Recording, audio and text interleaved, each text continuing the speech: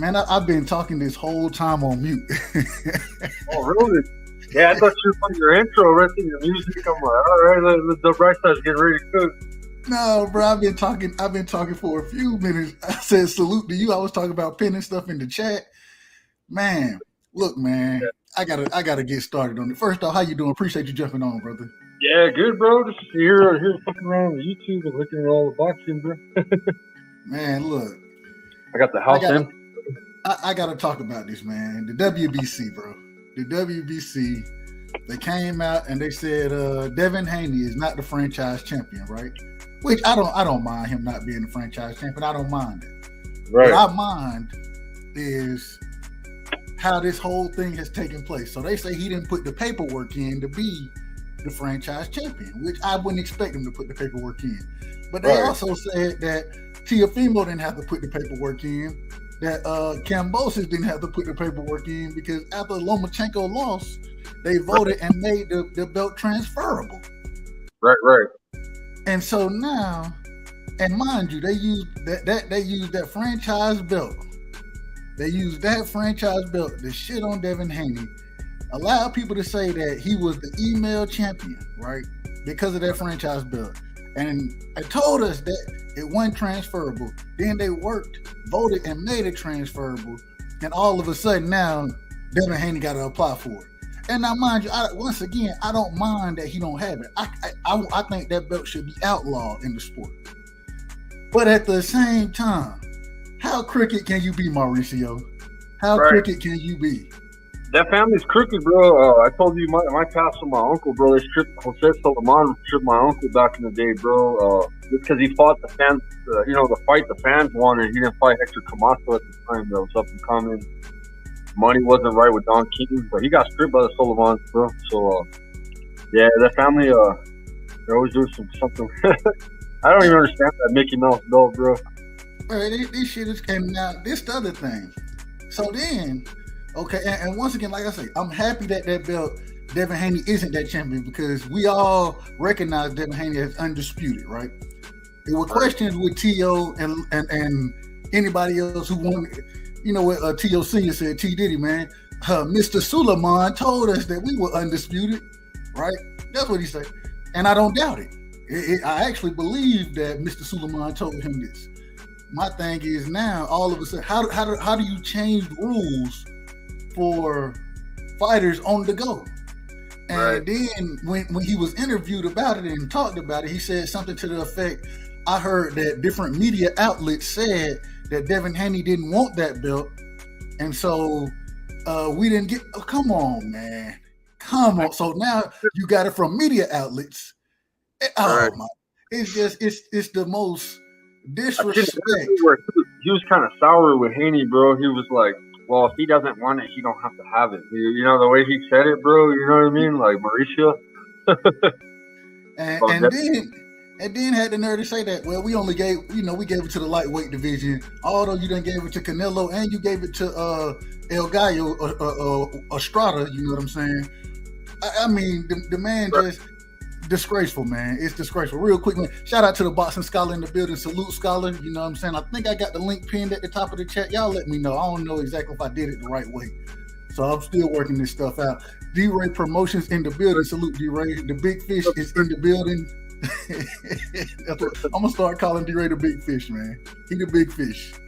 Wait, go ahead. My bad, Skywalker. Oh, Skywalker, you chiefing good over there. I ran out of weed. My wife's got my weed, so I got this for the next hour. Just trying to give me a dab. Okay. I ain't mad at you. Yeah. Let's see. D-Ray. Brother, I committed to you on the Millie Show.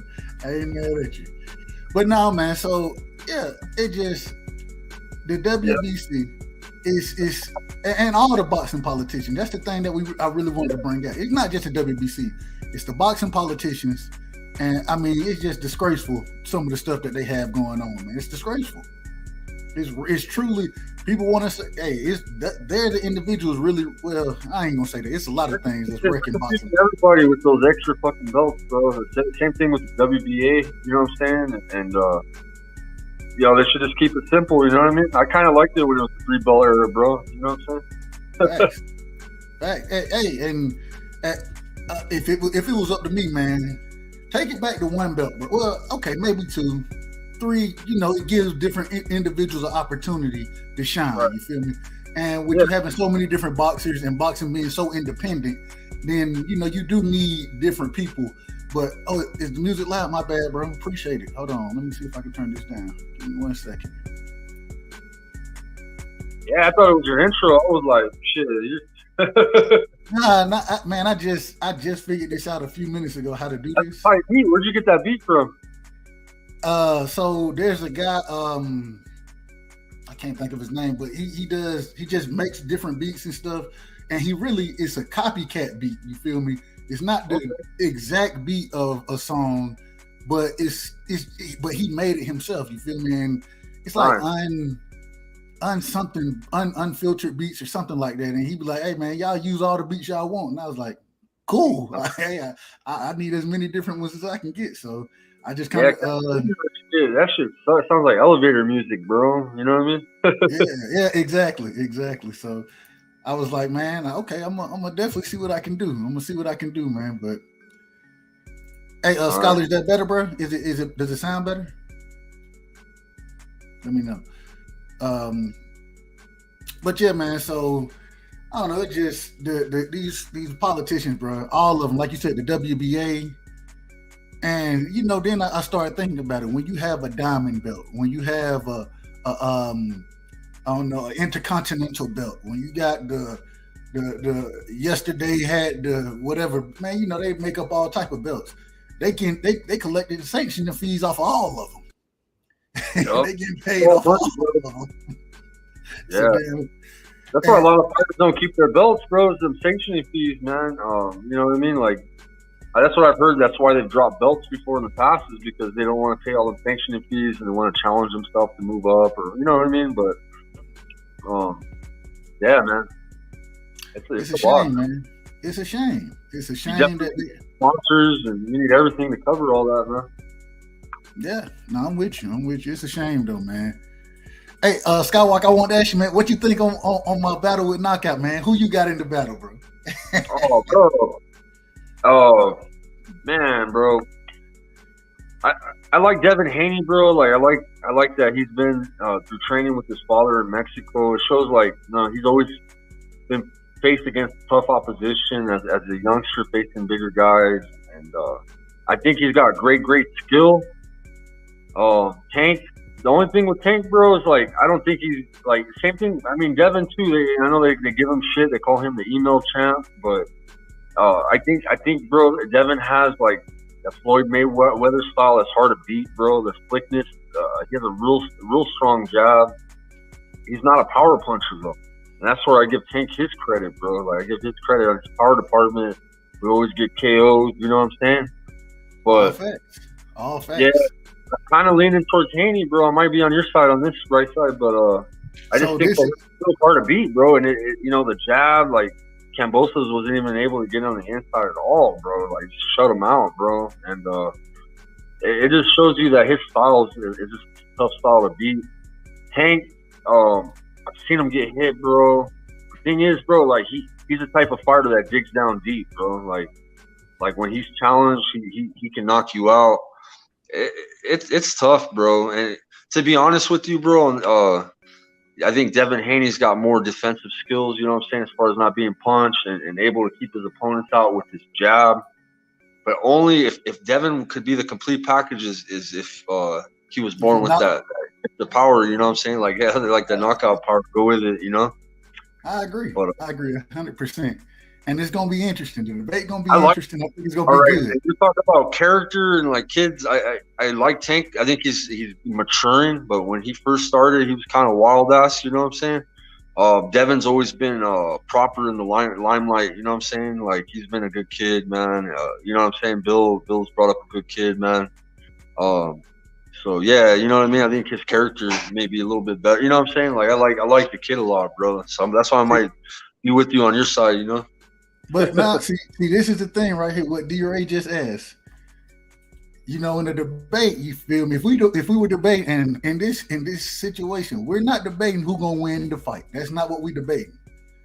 And because we're not debating that, we have certain topics, and those topics will be revealed. You know what I'm saying? So I don't want to put anything out there, but we got to stick to these topics that we're talking about, and I think that's going to be a crucial part of it, because if we want to talk about who, go ahead.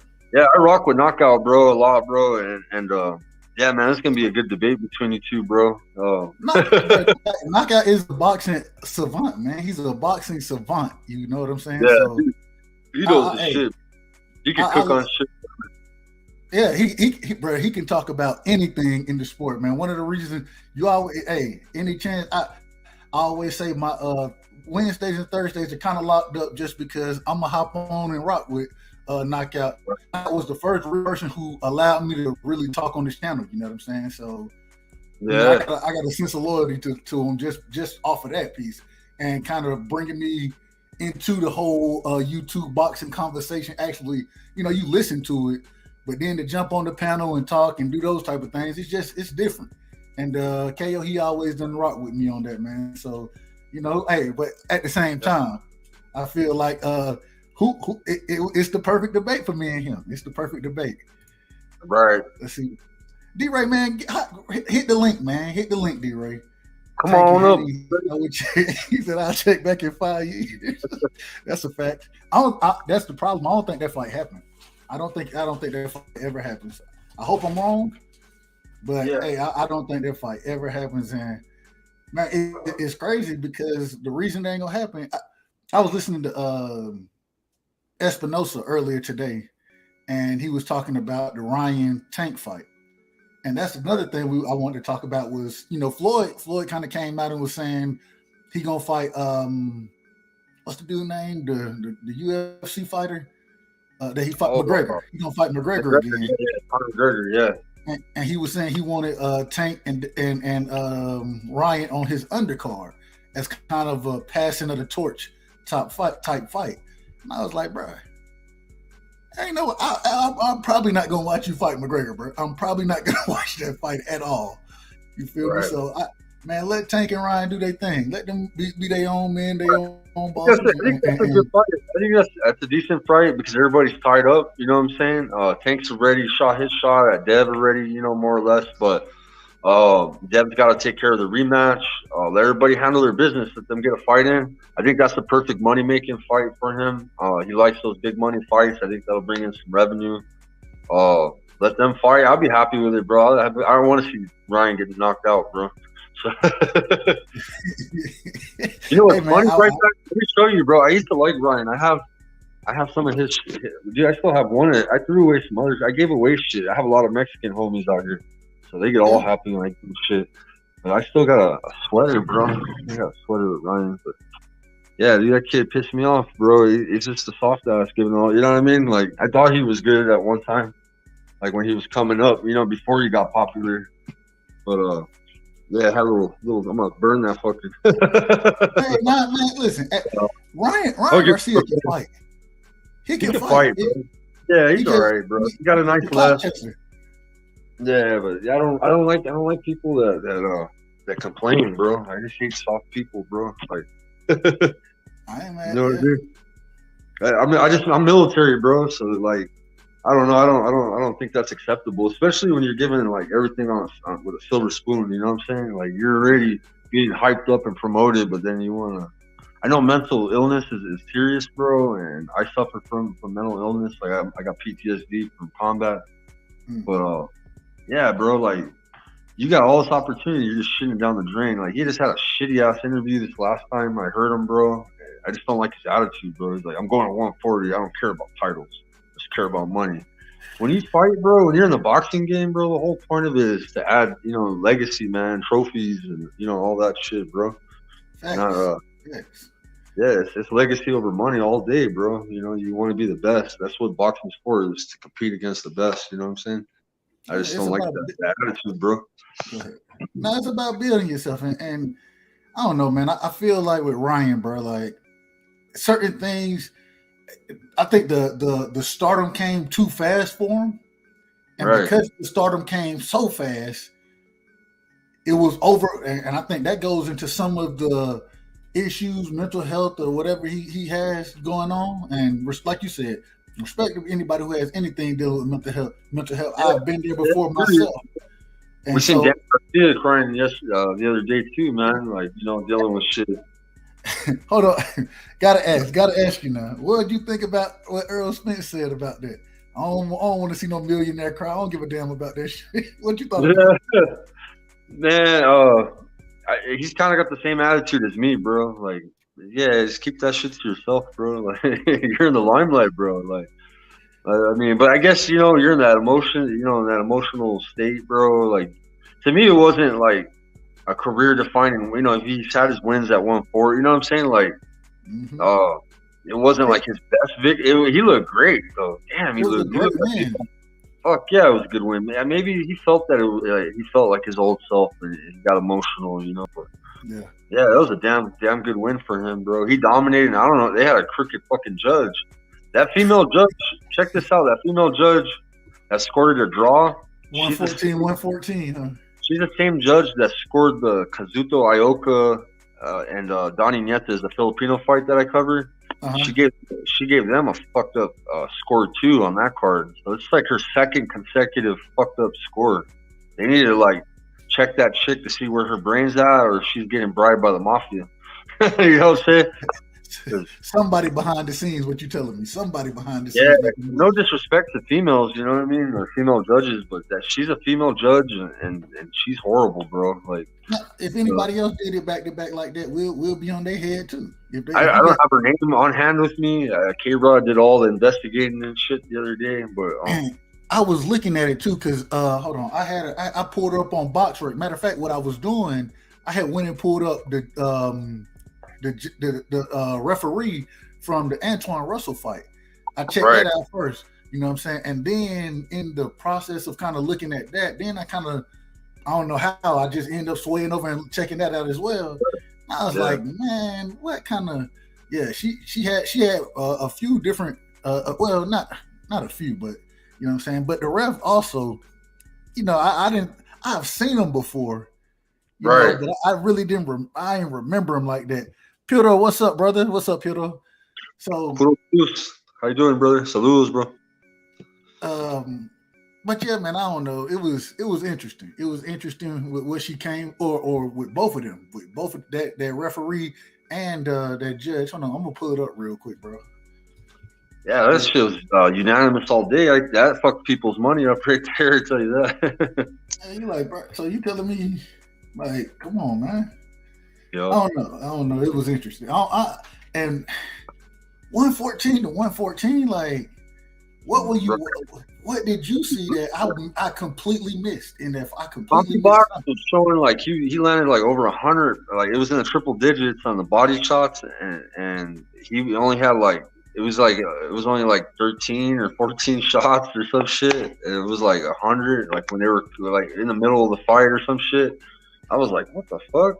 Yeah, he was like throwing way more punches, throwing the tongue out and making faces and shit. Fucking that was half the fight. I'm like, bro, if you'd have been throwing punches instead of sticking your tongue out and trying to flex and shaking your head when you was getting hit, even though it wasn't hurting you, maybe. Or you wasn't hurt, but it's still a scoring blow, bro. And you're letting the judge know, like, hey, I just got hit. Exactly. I was like, man, come on, man. You got to do better than that, bro. And I don't know. Come forward, man. I know peg leg Benavidez, man. I got it. But at the same time, you got to at least attempt to come forward, attempt to apply pressure. And then I went back and I was listening. And at one point of the fight, his dad was like, yeah, you're winning this fight right now. I'm like, hell, what are you looking at? He hasn't fought.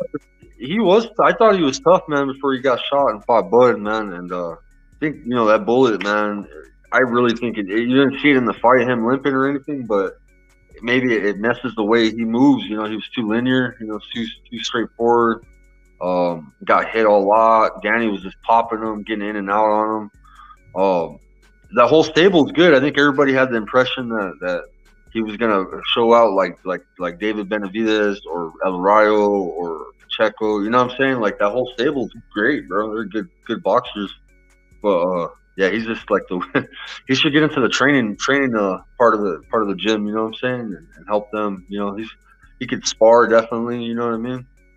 And But I mean, the thing was, if you go back and watch the fight, a lot of times when he threw that right hand, the right yeah, leg had to come with it, and he ended up in horrible position.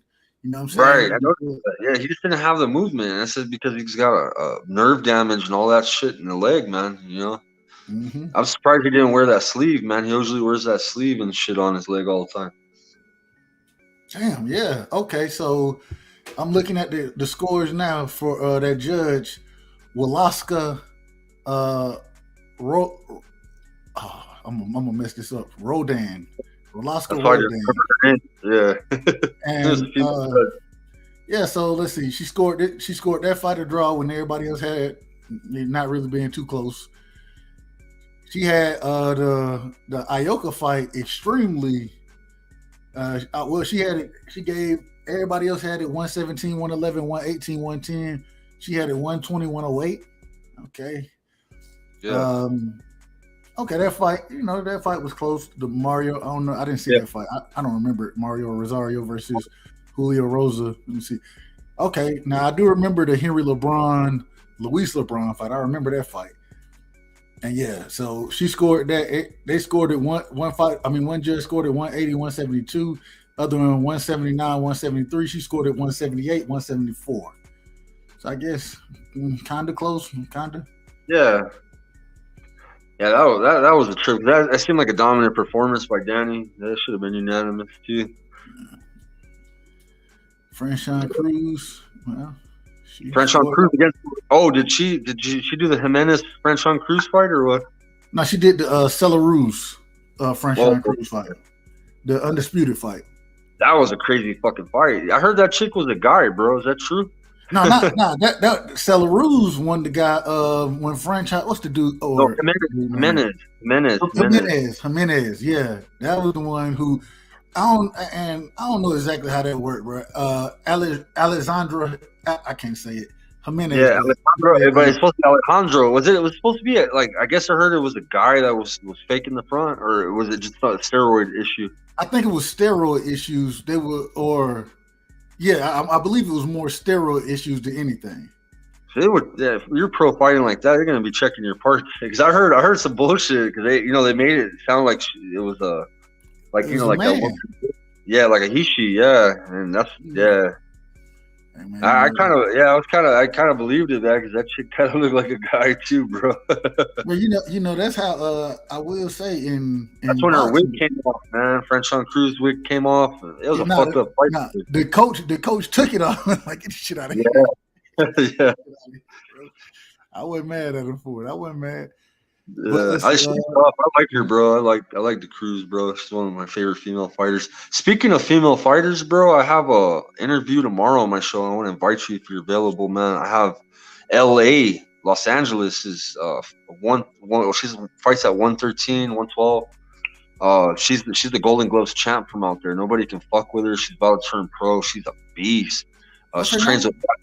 Her name's Nakia Williams. She's on Instagram, brother. I have to send you her info. She's a beast, dog. Like you should see her training videos. She's a fucking monster, bro. Like she just had a fight Sunday. That's why I want to have her on my show. And she broke her opponent's nose in the first round, like right away, bro. Just broke that bitch's nose, bro. And what card was she fighting on? She's in California. She's with Whack House Boxing. All I know so much about her. You know what's crazy? The story about her, right side? What's that? I met her in Money Brown's chat a long time ago when I first started fucking with YouTube because one of my homeboys turned me on to Money and I got cool with Money. I go in the chat a lot, bro. That was during the Canelo and I forgot what fight, but there were a lot of people rolling through there. But I met her through there and we would talk all the time in the chat. I would hear in the evenings, because Money comes on at 7. And her name's Box.N on YouTube. I thought it was a guy, bro. I thought it was like you, bro. Like just talking to you in the chat. When I first met you, we never spoke, spoke personally. Right. But come to find out, she's a female and she's a badass fucking boxer and she's a Golden Gloves champ. She trained with Freddie Roach too, man. She was in his gym and does, but she's with Whack House Boxing and shit. She says she doesn't mess with Freddie or nothing. She don't like Freddie or something. But yeah, shake him up, Freddie, baby. Shake him up, Freddie. Yeah, and she said that Freddie had a reputation of being a little touchy with the females, so she's a little creepy. Yeah, I'm hoping I get her to talk about that on the show tomorrow a little bit, but I don't want to get her in trouble. Like, hey, is Freddie? But hey, salute to Bruce Gas. OG, appreciate you coming through, man. Much love to you. The link is in the chat. I think it's pinned in the chat. It was supposed to be pinned in the chat, but I don't know how to pin it in the chat. I don't know if I did it right. Brother Bruce. But yeah, if you want to hop on, Bruce, feel free, man. Feel free. Yeah, she's tight, bro. I'm gonna have her on the show. We met in YouTube boxing. She understands she doesn't have a show or anything. She's a boxer. She trains all the time. She's busy. But some of her partners look pretty good too. I want to get them on the show. She has a homeboy that she trains with, and this dude's already pro. He's 8-0, and he's out of the same gym, and he's a beast, man. So yeah, just kind of cool to check out these, especially big cities, bro. LA, she's holding it down in LA. You know what I'm saying? She's highly skilled to be the champ. You know what I'm saying? Yeah, yeah. Her name's on Instagram. Her name's WON space NAYSHUSHON 1 Nashayan. I don't know why she put it. It's like, but it has her name Nakia next to it. Hold on, her name WON. Yeah, and then if you let me jump out, I'll jump back in. I'll send you her link. Yeah. Send it to me.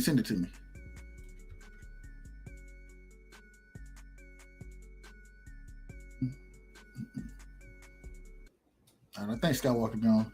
He frozen. So, but no, man. So it just going back to the WBC real quick. That got me on fire right now. The WBC, the crickedness that's there, and the things that they doing. I mean, just doing the young man Devin Haney wrong. Even though I don't feel like the franchise belt has a place in the sport of boxing, and I'm okay with it, with him not being the franchise champion. I'm okay with it. I just feel like, hey man, if you got one rule for one person, keep that energy the same for all your fighters. Anybody who fighting under you, keep the same energy. You know what I'm saying, and make it happen the right way.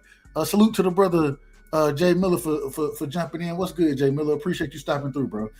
But did you send it to me, Skywalker? Yeah, I sent it to you. Maybe you can screen share it on there. We could play a video of her shit. We can definitely. Hold on, let me see if I can. I gotta figure out how to. You got a laptop? See, I have my wife help me with all that shit. Bruce is a pro. I can't wait. I'm gonna buy a laptop actually here next week, man. I'm gonna buy me one, man. I just paid my rent, so I had to get the rent out the way, man. I'm gonna go get me a laptop this payday. Man, listen, I'm gonna tell you. So the way I started, I have a desktop, bro. So I went and there's a website I went to, and I found this desktop. It was a refurbished desktop that used to be used by like AT&T or somebody. And I was like, you know what? I'm just gonna. It was it was like $200 or something, and I was like, perfect. Let me get that. I got me 2 monitors, and I was like, we up and running, bro. I don't know how good it's gonna work, but we up and running. And I used to be good. I used to burn movies, man, on desktops, and I used to buy them refurbished like that. And I used to get good deals, man, refurbished PC. But I haven't had the need for a computer till now, bro. Really. So now I'm gonna buy a printer. It's like my wife always prints shit at her work for us, like our insurance, or But I've never had the need for a computer, bro, in the past 5 years. So. Real quick, Scott, let's get an introduction. Welcome, brother D Ray. Welcome to the great brother D Ray. What's going on, D Ray? How you feeling? I'm excellent, bro. How y'all do? Pretty good, D Ray. Always good to have you, bro. Always. Yeah, appreciate you. Hey, look, I'm trying to log in and see. This is the thing, Scott Walker. So I'm logged into Instagram on my phone, but I don't know. You got to do it on a laptop, and then you share the screen basically. Yeah, so. Or on your, not on your laptop, but your PC, man. I think you can only do it on your PC. But see, let's say you have a PC account, you can add them to your stream. Like I have guests come on and they can share their screen. But it has to be through a laptop or a PC. Yeah, that's all good. And that's a good. I wanted to ask that on StreamYard. So like right now, if you wanted to share your screen, I could allow you to share your screen with me. Yeah, if I had a laptop, I could share it. Bruce can share it too. Like he'll hop on, put a fight on for me. I can add it to the stream. Yeah, there's a way you can do it. The way you do it on your StreamYard, if you go down on the bottom, it'll say share and shit, share, and that's how you share another screen. But it can only be done on a PC or a laptop. Mobile phone won't do it. If you go to desktop site, you can see the option. You won't even see it on the mobile, but on the desktop site, you can see the option on the bottom where it says share screen. Okay. I got to figure out how to share other people's screen though. Even if you switch your mobile to desktop site, you can see the options, but it won't work. You have to have a PC. Got you. Oh, I Yeah. got virtual. Hold on. Let me see something. I want to see what happened. I'm gonna try something with y'all. D-Ray, man, what you got for me tonight, man? Tell me something good. What you think about what the WBC said about Devin Haney becoming or not being the franchise champion? What you think about that? Oh man, I think that the WBC is on some BS, bro. You know what I'm saying? And it just really show that French fries belt don't mean shit, bro. Facts. Damn thing. I'm like, yeah, and that's what he don't realize is that he devalued it himself by saying that, bro. Hey, I gotta take this call, man, but I'm still right here though. You good, bro? Do your thing. I gotta and see this the problem, man. I don't remember my password to get into my Instagram. I done had it for so long that Yeah. I don't remember the last time I used the password for it. So I'm gonna have to reset my stuff. And then when I reset it, I'm gonna forget it again. Oh, okay, here we go. Let me see. She's a beast, bro. Let me make sure I got the right information that I'm signed in with. Okay, I forgot it. She got a lot of videos there.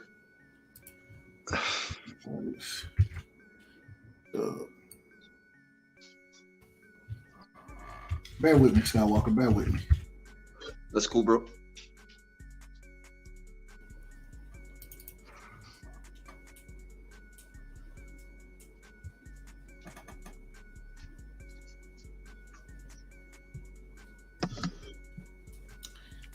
Damn. I'm gonna have to reset my password, and then it's gonna ask me to reset it on here. Let me see if I can do it a different way. Oh no, I'm still wrong. I got it spelled wrong. That's why. Quee in the building. What's happening, Queen? What's going on? Appreciate you stopping through. What's up, Quee? Salute, TWT. We're trying to we got a female fighter. We want to be looking at some of her videos real quick to check out. See what she look like. Here we go. I think we in business. We in business, Skywalker. Cool. Save info. Let me save that shit. Yeah, save.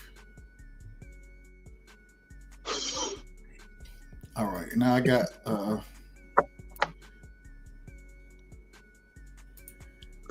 right. Let me see. I'm pulling your message up now. Here we go. Boom.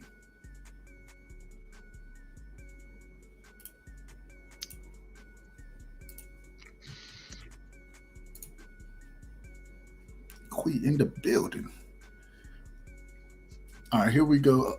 Oh, her account private. I gotta wait for her. I'm following her now. I gotta wait for her to follow me back before I can share videos. Oh, shit. Hopefully she'll follow me back pretty soon, and we'll be able to talk about it. But man, yeah. So, what you think about Floyd, bro? What you think about Floyd saying he won't Tank on the undercard? And hey, you know my brother Bruce. Hell yeah. You know my brother Bruce, he coming through with the yeah, my wife's got my weed, bro. I'm actually down in the bare bottom of this bowl, bro, and I've been just hitting this fucking wax, and my wax is for work, bro. I try to see that. They can't smell this right here. They can't smell this. But nah, so what you think about Floyd wanting Tank and Ryan on the undercard? You think that's a good move for them, or you think that Tank and Ryan deserve their own, like I do? Yeah, bro. I think they do, bro. But I could see, yeah. I think they deserve their own, bro. I don't see them being on each other's undercard. You know what I'm saying? Like, you know what I'm saying? Yeah, I think they should have their own, bro. But I think that should be the next fight that happens, bro. Is between the two of them, bro. Well, Cambosos, yeah, Devin, take care of business. You know what I'm saying? That'd be a good fight. Now, and that's what we were talking about before, man. I was listening to Espinosa, and according to him, he said this was just his personal opinion, but he's not saying that he's against it. But what's the brother? Oscar, he came out, De La Hoya, he came out and was saying he would want it to be a joint promotion between Showtime and the Zone. And and Espinosa was like, man, we did this twice. We did it with Manny Pacquiao and Floyd, and we did it with Holyfield and Tyson. This fight ain't that big. He was like, this fight is not that big. And now if the fighters want it, then we may try, but in his opinion, he said that it should be that only Showtime should be the one promoting it, and that's the platform they should be fighting on. Hey man, I can't disagree to some degree just because of when he started to break it down, he was saying, right, man, you got all these guys out here, or when you do something like that, then what you end up with is everything is up for debate. So the things as simple as, and what he used, he was like, who gonna sing the national anthem? It ain't just about the money no more. Now it's who gonna sing the national anthem, or who, everything now is up for debate. And he was just saying the other two times that it did happen, it was a struggle, you know what I'm saying, to get it done. But because the fights were so big, and the Manny Pacquiao, Floyd Mayweather, that's still what? Is that the biggest pay-per-view seller of all? Or maybe Conor McGregor. That might have been bigger, but I don't know. It's top 5 easily. And so if that's, you can make that type of fight happen. Same thing with Tyson and Holyfield. It's so big. A lot of money. I just think they're looking at it like as a title. It's not a title fight, man. And but still, it's a big money fight, bro. Like you're saying, it can be done, man. Yeah, I hope that they can work out something, man. Yeah, definitely, man. I don't know. I don't think that fight happening. I don't think Dev versus Tank happening. I don't think none of them fights happening. I want to be wrong. I always say that. I want to be wrong about it, but it's hard for me to see it. It's just really hard to see it happen with the way that the different individuals are moving these days. And I hope I'm wrong though. I really hope I'm wrong. Right. Yeah, that Tank Ryan seems possible though, bro. I really think it is the way everything's been leading to it. You know what I'm saying? Them calling each other out, them saying the possibility. They always agree to the possibility. You know what I'm saying? So it's like, I think it might happen, bro. Yeah, they act like they want to fight. They both act like it. It's just unless Ryan moves up to 140 and gets taken out, bro. Bingo. Sorry, my bad, Skywalker. I just figured out how to pin. Why don't they make Ryan Garcia versus Teofimo, bro? Exactly. That'd be but that's Top Rank and De La Hoya them and Golden Boy having to do business together. So you have all these different companies doing business together. It makes it a little more difficult. And man, what's up, Scholar? What's going on, brother? Appreciate you jumping on. Salute to you. How you feeling? If you're talking, Scholar, I'm sorry, the boxing set. My bad, that's Kyle. My bad, Kyle. Well, okay, we couldn't see you, Kyle. We couldn't see you. He'll come back. But yeah, man, so it's with this cross promotional stuff. It's always, what's with these promotional brands, bro? Once again, the boxing politicians. These boxing politicians, they screwing the sport up, and it's hard to get these big fights. It's hard to get these big fights, man. Right. Kyle, what's going on, bro? Appreciate you jumping on. Listen, man. I had to jump on before I go over to the joint. But, Fred. Shit. Before I go to barbershop conversations, I want to, No, I'm right with Fred. No, I know, but I'm saying, I ain't want people to leave here and go there. You know what I mean? Okay. So, yeah. I just had to tap in with my dog, though. You know what I'm saying? You always show me love, so I got to give it back. You know what I'm saying? I got a good 4 minutes to chop it up with you, and then so what's the topic? I kind of jumped on in. Two questions for you real quick, man. What you think about the WBC saying that Devin Haney isn't the franchise champion after the nonsense they put us through since Lomachenko, Kambosos, and Teofimo making the franchise belt transferable, now saying that Devin Haney didn't fill the paperwork out. You know what I'm saying? What you think about that? Man, fuck them niggas. Listen, you seen the belt that I got. I don't even got it. I took it down. It used to be right in that. And you see what the Louis Vuitton, the punching bag, the speed bag and the gloves. Mm-hmm. That's where the WBC belt was at, and it was signed by Tommy Hearn, Roberto Duran, Sugar Ray Leonard, and I just took it out because I was sick of how they treated Devin Haney. So WBC be on some bullshit though, man. Always on some bullshit. Damn, you got a belt signed by legends. That's the nonsense that the WBC make people do right there. That's it. Let me show you this though, because I'm mad at Floyd too, but that picture looks so nice right there that I left. Couldn't get rid of it. Yeah. Hey, real quick, salute to the brother on commentary, aka St. Louis Mick. Man, salute to you, bro. Salute to you. Appreciate you coming through. And always, man, if you get a chance to click the link, man, jump on with us. Always, you willing to rock, man. You know, you always welcome. Oh, what's that? The WBA? IBF. Oh, that's the IBF. Yeah, that's signed by Floyd, but you pissed me off, so he be pissing me off. So if we get that Dev Tank fight, I'll put it back in the case. Man, look. This says it all right here. That's a legendary piece of memorabilia. Right. Two legendary pieces. Look, hold my phone up, man. Look, right side. What you got? I got a Mike Tyson glove right here. Ooh, That's holding my phone up right now. And then I got my uncle's. My uncle's the WBC champ in '72, and I got his autographed glove. His glove's worth more than Tyson's because he's in the Hall of Fame and passed away. But yeah, I like memorabilia, bro. That's some nice memorabilia you got, brother. Yeah, I love it, man. We're gonna make it a competition. Ali, what do you got, brother? I can't see the name. See. Hold on, Cal. Hold on. I'm gonna make you big on the screen. Yeah, make them big, bro. I know all these goes for like $1,000, bro. I've been wanting to get all these next. Looked up further. No, you made yours big, right side. Damn. Oh, hold on. I know what Click on his and then go solo stream. Yeah, there you go. There it is. Muhammad Ali. Yeah, he got it. Oh, yeah, that's the best one, bro. That's That's before. You look. If you see, that's before the Parkinson's. Okay. My brother Kyle got that good memorabilia over there. Nice, bro. And shout out to you earlier, bro. You had Amari Jones on earlier, bro. Oh yeah. Hey, I'm looking forward to that fight this weekend, bro. I'm looking forward to seeing. I'm trying to find out how I can watch it. I got to figure out where I can watch it at. I'm probably gonna go live, but who's your favorite fighter right now, right side? Right now, Devin Haney. Okay.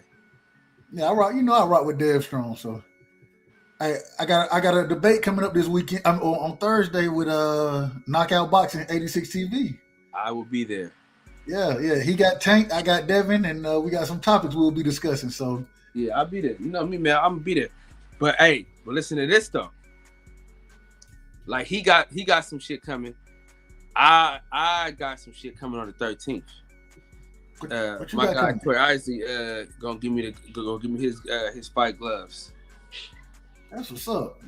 Hey, Troy Isley cool as shit though. You know what I'm saying? I think I was on with you when we chopped it up a couple times. So yeah, Troy Isley cool. That's my guy too. I put the link in the chat. Why you didn't join? With Amari? Yeah.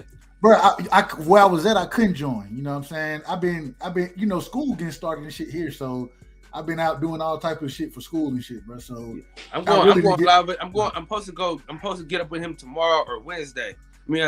Tomorrow or Wednesday to chop it up with him at the gym out here. So, we're gonna be working. Listen, I'm off work for 3 months, so I'm getting it all the way in. For 3 months? Hell yeah, stress leave, man. I'm stressed, man. They done stressed me the fuck out. I need a mental health break from these niggas. You understand what I'm saying? For real? No, I'm serious. I'm telling you. No, you think I'm joking? Like I swear, bro. So I ain't take a leave, but I told my boss, bro. I was like, look, at my job, man. And at the end of December, You know what I'm saying? The company was like, if you of age to retire, you know what I'm saying, you don't retire, then you ain't gonna have your benefits moving forward after that if you do retire. So we had a mass exodus of employees. And in my department, bro, we had probably 5 people leave. They ain't hired nobody. It was like, here you go, you do it, you can do it all now. And I was like, oh, when? I just started my new job probably in the beginning of June. So I told you got to tough it out. In April, the reason I got a new job, because I told them, I was like, look, I'm looking to leave the company because I'm doing way too much. Y'all done stressed me out. I done called EO, whatever it is. I had to call their ass on y'all. Nah, bro, I'm gone. And my director was like, well, you done been here for what I got, 11 years now. You done been here. I want to make sure that your service is respected, and just give me my time before I leave, and I'll get you something else. And man, this is the problem. Well, it's the good thing and the bad thing. They moved me to a different department, but then it was like, now, even though we moved you, we still need you to support the old department. Now, you don't got to do as much as you were doing. We just need you to be the process person. And I was like, okay, I can do that. I can do that piece of it. But hey, I feel you on that, bro. The job, they'll stress you to shit. And you work at the hospital, don't you? Yeah. Yeah, they'll stress the shit out your ass. That job is stressful as hell, though, for real, though. Even without them stressing me out, the job itself is stressful as hell. I can believe it. Who's your favorite fighter? Skywalker. Errol Spence, bro. I'm a big Spence fan. Yeah, I got something from everybody. My current favorite fighter right now, yeah. Damn, so you and D-Ray are in direct opposition to each other. Yeah, we are, but we're homies, bro. Like I don't believe in that beef, man. You know what I mean? I respect Bud. You know, I respect both the fighters, bro. You know what I'm saying? It's gonna be a good fight if it happens. But I'm from Texas, man. I've been riding with Spence for a long time, bro. So shout out to my. What'd you do, man? Go get you some EJ merch. No, I know. I didn't go get it. I got it. He got it. He said, I got it. Nice, brother. Hey man, you know Kyle, he tapped in with him. So damn, you got a lot of nice memorabilia, brother. You got this for me for either my birthday or Father's Day, one of them. Oh wow, damn, that's nice, bro. Yeah, that girl got some love. Now, hold on now, Kyle. This is the question. My brother on here, D-Ray, he a Bud fan. What you got for Bud now? But I ain't gonna lie, I don't got no like nothing signed from him and shit. Yeah, hey, I appreciate that though. He a real Spence fan. Hey, that's what's up. Yeah, I'm gonna tell you what's crazy though. I'm closer to Bud team than I am Earl Spence though. Come on now, man. Put them brakes on it. Right side. Tell him. He ain't lying at all, bro. He's not lying one bit. Hey, what's your name so I can subscribe to you, man? I heard you have a channel, bro. Yeah, it's called the boxing section. After you get off the right side, because right side he always on my channel. So after y'all get off on his, y'all can come over to mine and chop it up. Yeah. Nice. I'm Skywalker Boxing. I just started a channel 3 weeks ago, bro, and I'm doing pretty good. Hey, so. we gonna share it. We gonna all that. You know, if you can make it to Vegas on the 13th, pull up because we all gonna be there, and we're gonna just have a good time. And you'll get about at least 15 subscribers just off that. You know. Yeah. So shit, you can make it. You know what I mean? Vegas may be where. Look, that's the Shakur fight, ain't it? Not Troy Isaac. Oh, Troy. Yeah, no. Shakur is in New Jersey, bro. I'm from the Southwest. I'm from Albuquerque right now, man. So I'm not too far from Vegas. Right there in Vegas. I got a grandma who lives in Vegas, so I got a free place to stay when I go to fights. Well, let's do it. Hey, listen, I'm at all the fights damn near. So let's do it. Let's do it, man. If you come out there, we're gonna have a good time. We're gonna link up with the fellas. Yeah. You ain't gonna have to pay to get into the fight. So shit. Hey. Yeah. Where you from, brother? Huh? Where you from? Oakland. From where? Oakland. Oh, okay. All right. You're in the West. All right. Nice, brother. In the Bay. Hell yeah. Yeah, so that's why, you know. You're Right close to side Vegas. got all the time zones covered. Hey. You're closer to Vegas than me, but yeah, hell yeah. Man, I'm telling you, man, I hate driving long distances though, so I ain't no good to nobody.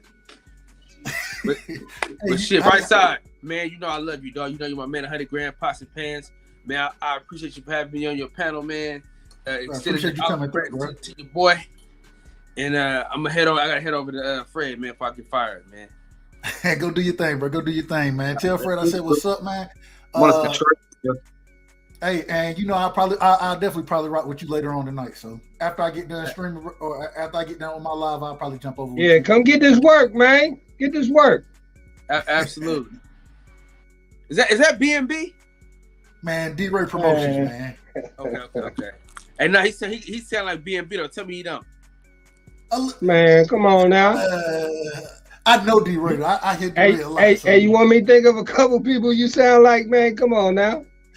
No, I'm serious. It's a dude named B&B Boxing. Y'all sound just alike, dog. Okay. I ain't heard him, man. It's all good though, bro.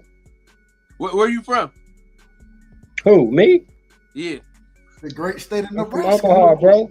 Hey, you don't remember having me on your panel, bro? With Jahad Tucker. Yeah, come on. Hey, man, don't help him out. Right side, why you cheating? My bad. Right side, why you cheating? That's right. That's Showtime show. That's fucking Yeah, right. for sure. Listen. Hey, and I appreciate that, bro. I thank you. You know, Steven Nelson is my man, 100 grand though. That's like, Yeah. that's my dog. Hey, That's why I'm so close to Coach Red and Bo Mac. okay, right, yeah. Like a lot of y'all like Stone Cold for that very reason. Bad about. Hey, but I was just wondering, man, is y'all going to the hooker fight too? No, it's too close to everything else, man. They announced that fight so damn late, man. I'm already like set for everything. Yeah, but else. that's like really in Dallas though, right?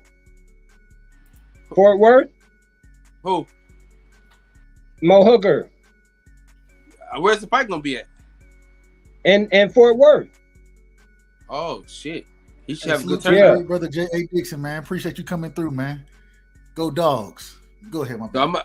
I'm All right, Kyle, man, but next time, just let me back up on the panel, homie. I got man, pull up tonight. Yeah. Hey. Pull up. Yeah.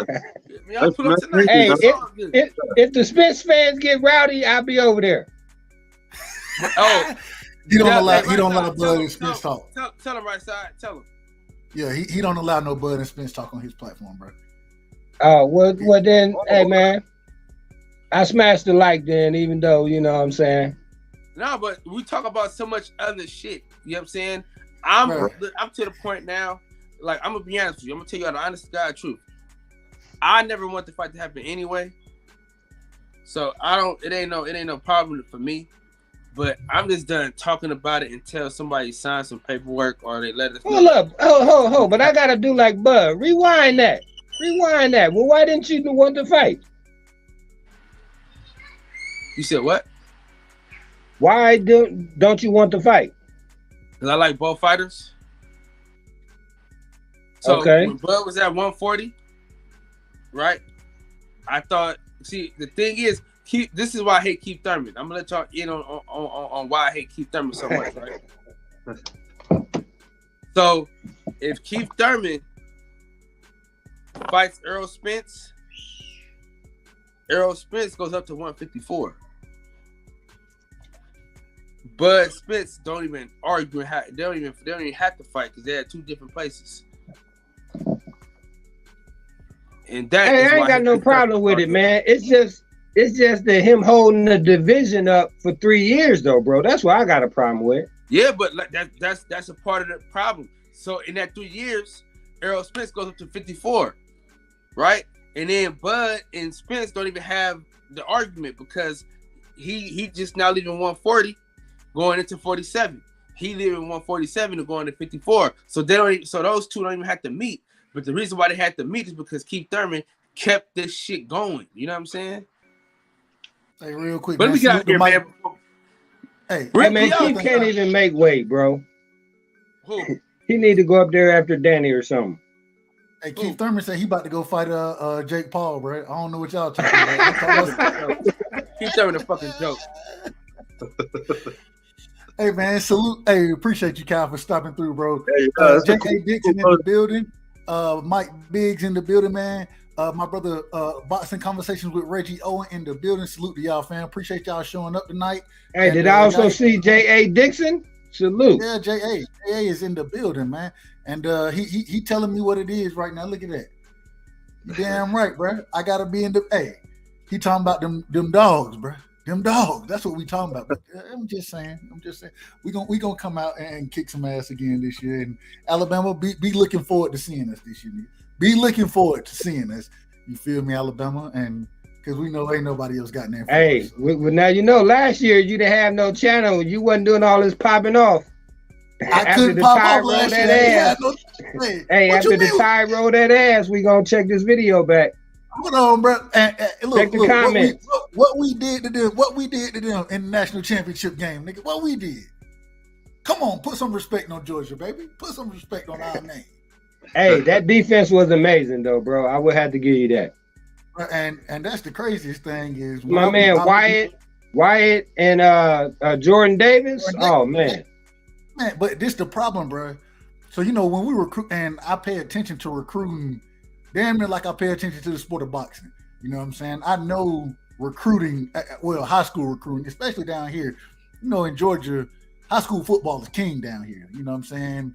Yeah, but y'all don't get none of. Hey, hold on. Georgia don't even get the top Georgia players though. The top Georgia player going to Alabama.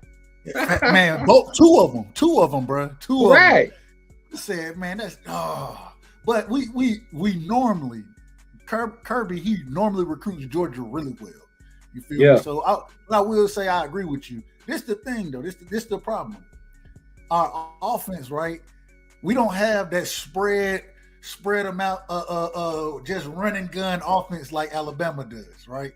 And what we gonna do is we're gonna control the ball, we're gonna control the pace. If you look at who we recruit well, we recruit linemen well, big ass linemen, you know what I'm saying? And they don't have to necessarily be 5-star linemen to come in and be great at Georgia. Jordan Davis was a 3-star recruit. And then the man came in and did what he did. We got two dudes coming in his exact size in this recruiting class. And then on the how big line, was he? How big was he when he came in? Was recruited? He was 6'5", I think, probably 360 or something like that, 345, somewhere in there. Hey, bro, check this out. Nebraska, they got a guy on their team, and I'm trying to mold him into the next Jordan Davis, right? But this kid is 6'10", 340, and he can't even get on the field, bro. Bro, he lose leverage. I'm like, what bro, the?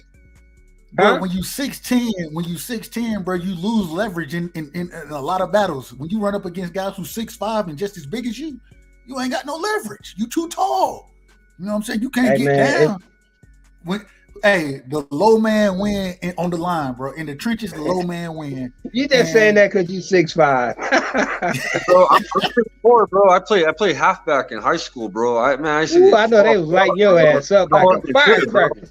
I could run. Yeah, I could run though, bro. I play a lot of basketball and shit like that, bro. So I play halfback. I wasn't the greatest. I got hit a lot, bro. The line could always see me, bro. Yeah, that's what I'm saying. Yeah. Hey, and that's why I tell them, man, football is like that one girl, bro, that can't nobody get because she gonna get rid of everybody. You know what I'm saying? It's the few, you know, that can make it. But hey, real quick, man, I want to ask you guys before y'all go too crazy off into something else, man. But what y'all think about Bill Russell, though, bro? A legend, a trailblazer. I mean, it just we got to be honest about what the brother did on the court, off the court, as far as his activism goes. People forget. You know what I'm saying? Bill Russell, he played in Boston, bro. He played in Boston. Yeah. And at that time, you know what I'm saying, with segregation or integration at the time, really that's what it was. Integration was supposed to be going on. And even then, you know what I'm saying, he led the team on the court as far as winning championships. The man won a gold medal don't forget he I believe his college team that he played for, I believe they had 55 straight wins, 2 NCAA championships. Then he came into the league. He came into the league. What he won? 11 championships. Was it 11 out of 13? And I was gonna say 11 on the court, and then 2 as a player coach. You feel me? The first real black coach in the sport of basketball. I mean, the man. He also marched with Martin Luther King. The man sat at the "I Have a Dream" speech. The man was on the first row, bro. Like the man. Hey. And he was there with Cassius Clay, a.k.a. Ali, when all them athletes backed him up. Facts. The man was tremendous, bro. He was tremendous, and, we lost a great man. But at the same time, I hope it inspires individuals to go after it the same way he went after it. You feel me?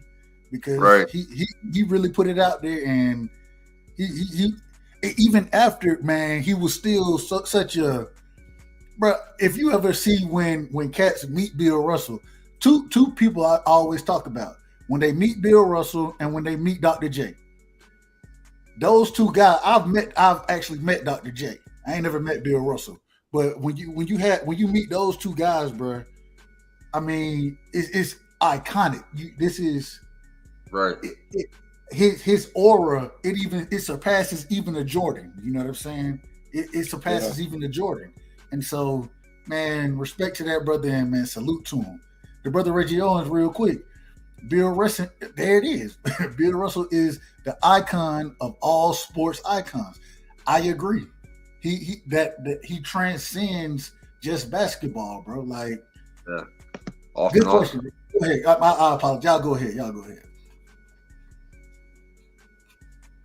No, nothing, brother. I just rest in peace to Bill Russell, man. Amazing man. Left a legacy, bro. Maybe, like you said, it can influence other people to do bigger things in life, man. Rest in peace to him, man.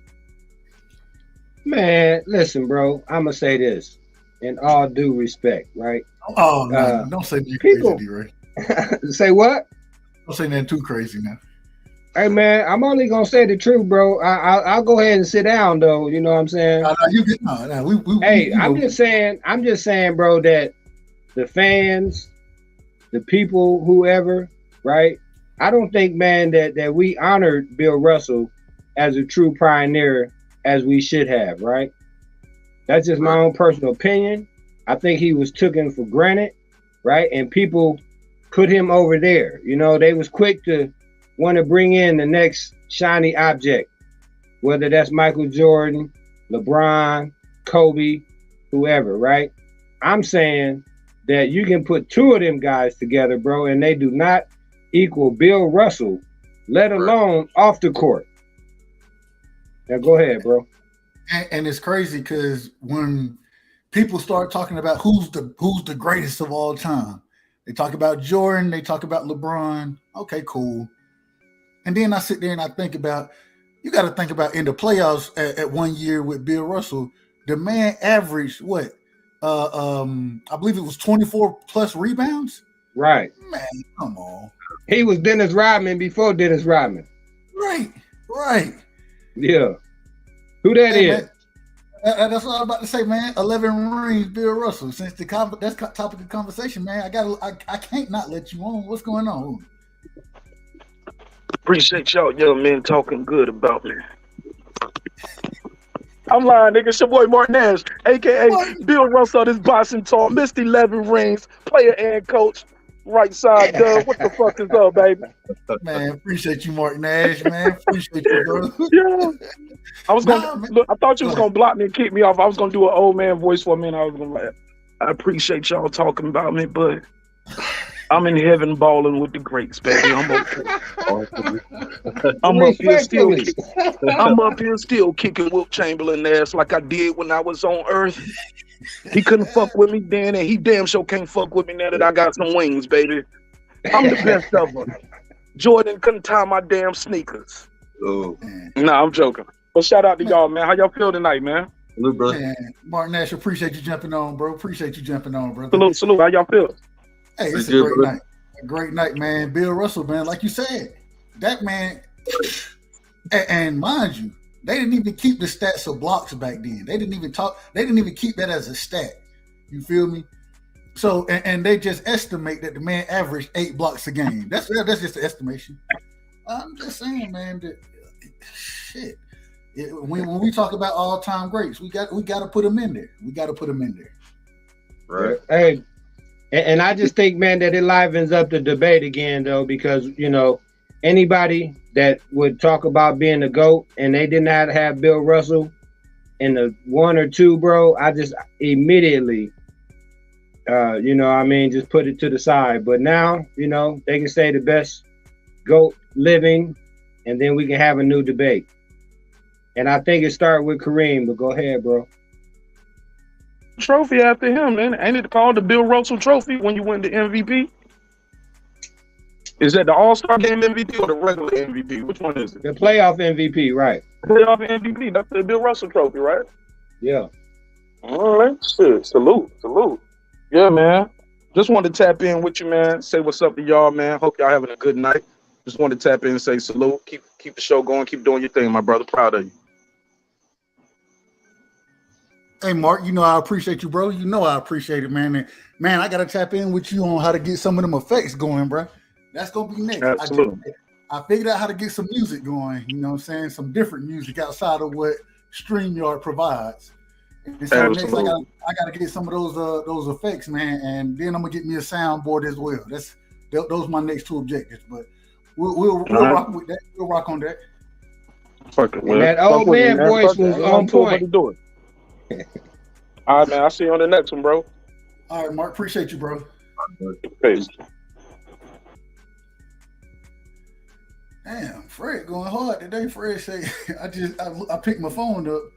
Fred said Beyonce new album is a thought. Okay, my bad. A thought tutorial. Wow. A thought. Brother Fred, hey, salute to Fred, man. Salute the barbershop conversations as well, man. He I don't agree with everything, but he do his thing. But man, so getting back to it, D-Ray, man, what you think? I meant to ask you as well, man. WBC going back. Well, anything else y'all want to kick on Bill Russell? Because we can talk about that. Man, I'm cool with it, bro. I just, like I said, I wish though while he was here, that people would have just, really gave him his flowers. And I know, man, you can say that he got the trophy named after him. Okay, that's one day out the year, where his name is celebrated in the sport. But I just think that he did more on and off the floor, bro. You know what I mean? Like you said, bro, he was,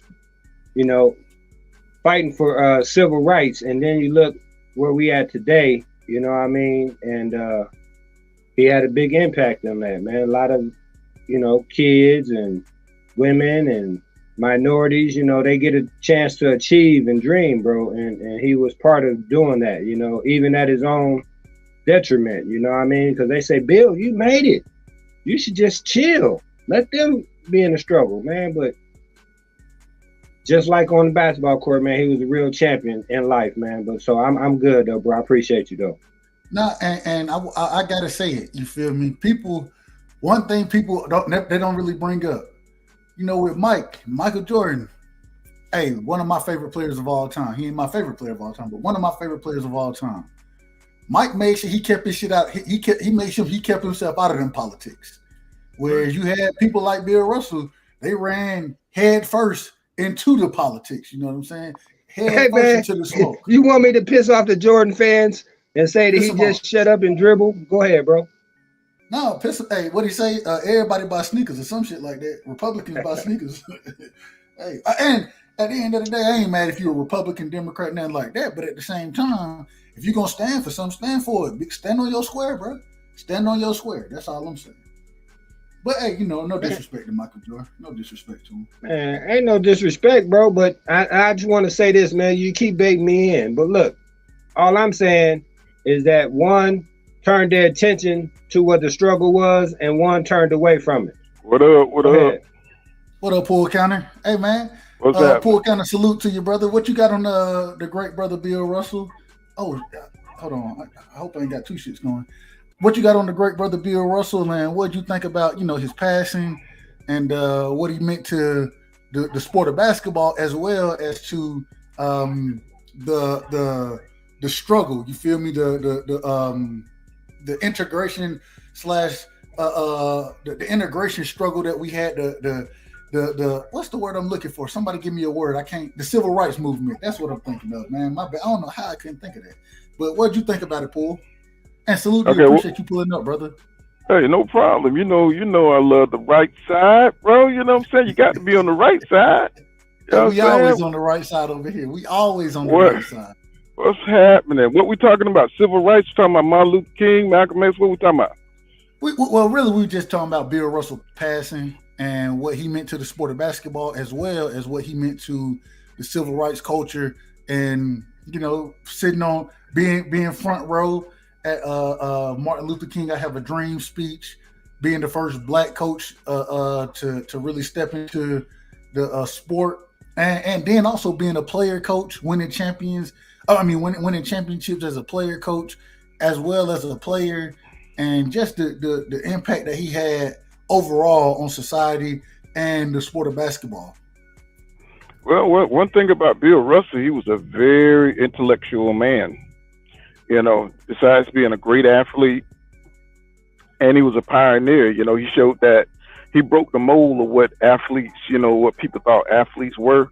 He showed that he was intelligent, that, he could coach the game, because a lot of black people, especially, they didn't put us in quarterback positions. They thought we was just physically, gifted. They didn't know that we could think.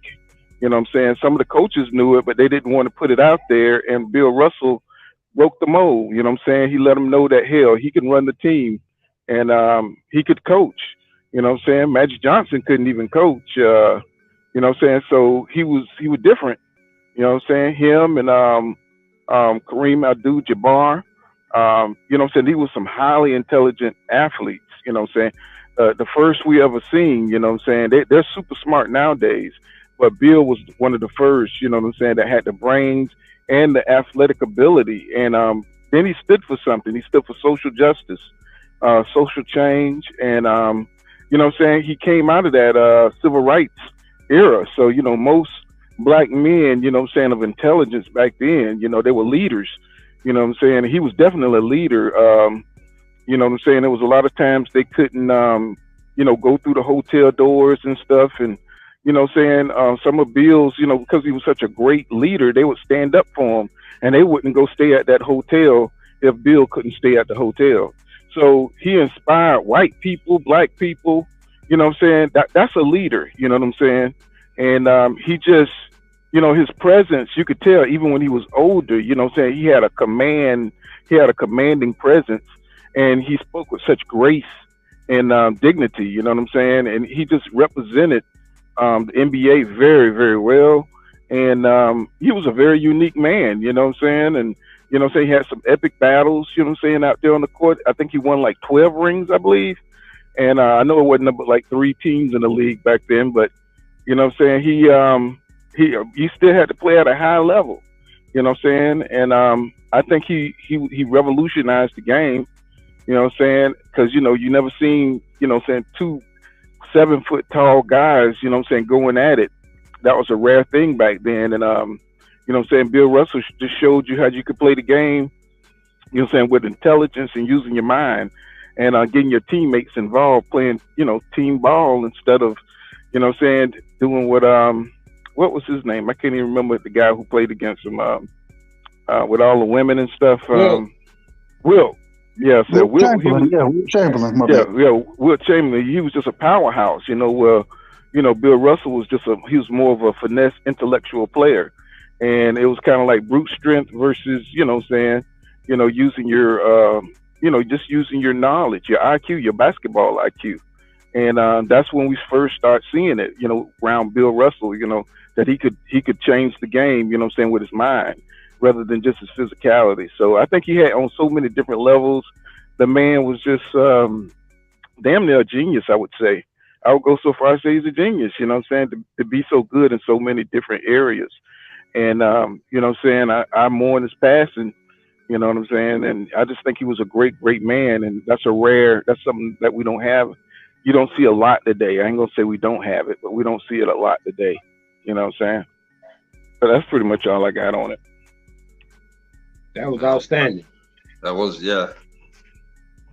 Yeah, you know, I'm an old guy, so you know, so I go way back with the Bill Russell.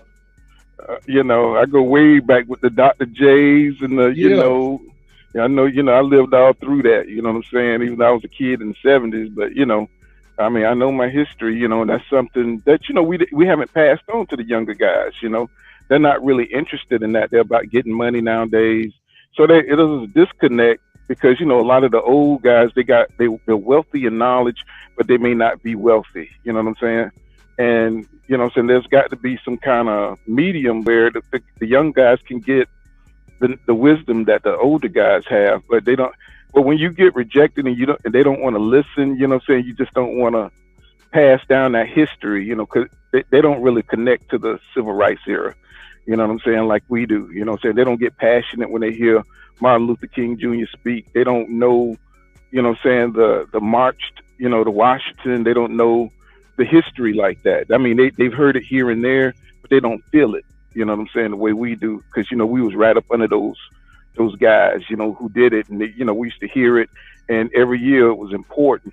So, it's just kind of hard to pass on that kind of legacy, you know what I'm saying? When today is about social media, today is about, you know what I'm saying, get money or shut up, you know what I'm saying? Have wealth or you ain't got nothing to say. And you know what I'm saying, it's just a disconnect between us. And it's hard to be a leader nowadays, because everybody got their version of it. You know what I'm saying? They're redefining women, they're redefining words, they're redefining how you feel is important, you know what I'm saying? Where we were raised to keep your feeling inside and don't be emotional, you know what I'm saying? Don't come out here whining about everything, you know what I'm saying? You just, kind of like a John Wayne type, you know what I'm saying, personality, you just deal with your own stuff, you know what I'm saying, and be a man about things. But now, we see these, it's just a different, you know what I'm saying, and we don't recognize these young men that we see. We don't have a lot in common with them, even though, say you want to, but, you know what I'm saying, it's just different, man. You know what I'm saying? Because sometimes I be wanting to kick knowledge, and these kids look at you like, you're an alien from outer space. You know what I'm saying? I'm afraid of black people too now. You know what I'm saying? Now, go ahead, D-Ray. No, I just wanted to say with that one point he made about Bill Russell being a leader. It's just hard today because people don't want to be led. But go ahead, bro. Let me get my that's right. sound together, though. And we gonna keep it boxing. We gonna keep it. And shout out to the great brother L Dub, man. Appreciate you sliding through tonight, brother. You know it mean a lot to me. So, but I want to kind of talk about what Poole was saying there, and then I want to kind of bring it back to boxing as well.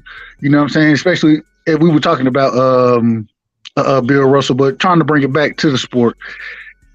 I agree with a lot of what you said, and I think I'm part of that generation, that younger generation that feels the way that you kind of explained, or not necessarily. I don't feel that way, and I think I don't feel that way is because of who I was raised by. I was raised by the older generation. You feel me? I was raised by my great grandmother, and so with Martin Luther King and I we talked about those things a lot in the household. You feel me? Civil rights. We talked about all of that. And as I grew up, I had a huge respect. And even when I did certain projects, I would want to do a project on a basketball player or whoever, and they'll be like, "No, this is who you're gonna do your report on right here." And it's like, hold on, why you gonna tell me why? Okay, but what you gonna say? No, I ain't grow up in the household that you can say no in. So, you feel like that's right. So you do it, but as you get older and you learn more, then you can kind of see like, okay, I understand where things are coming from, and I understand where they're coming from. So now I agree a lot with what you're saying. And now to bring it back to boxing, who would y'all think as far as outside of Muhammad Ali? I know I got Muhammad Ali. Outside of him, Mm-hmm. Who would y'all say would also be a part of that type of as far as being a great fighter as well as a social leader in the sport? In boxing? In boxing. You have to think, you know, because Ali was one of a kind, and a lot of boxers, they kind of kowtow to, you know, once they start making money, they ain't want to mess that up. So, you know, like Patterson wasn't rocking the boat, you know what I'm saying? And you could tell by his haircut, you know what I'm saying, he wasn't gonna say nothing. And let me see. God, not by the haircut. Oh yeah, he had that little flip do thing up, you know what I'm saying? He in the way you talk proper back then, you know, not that, you know, you can't speak great English, but you know, you could tell he wasn't gonna rock no boat. Frazier to a certain extent, you know what I'm saying? I think Frazier was down, but Frazier wasn't gonna let nothing stop his money. He was down, you know, he helped Ali and everything, you know what I'm saying? He was a true brother. You know what I'm saying? See, some brothers, you do it where you can, you know, so you got to pick your battles.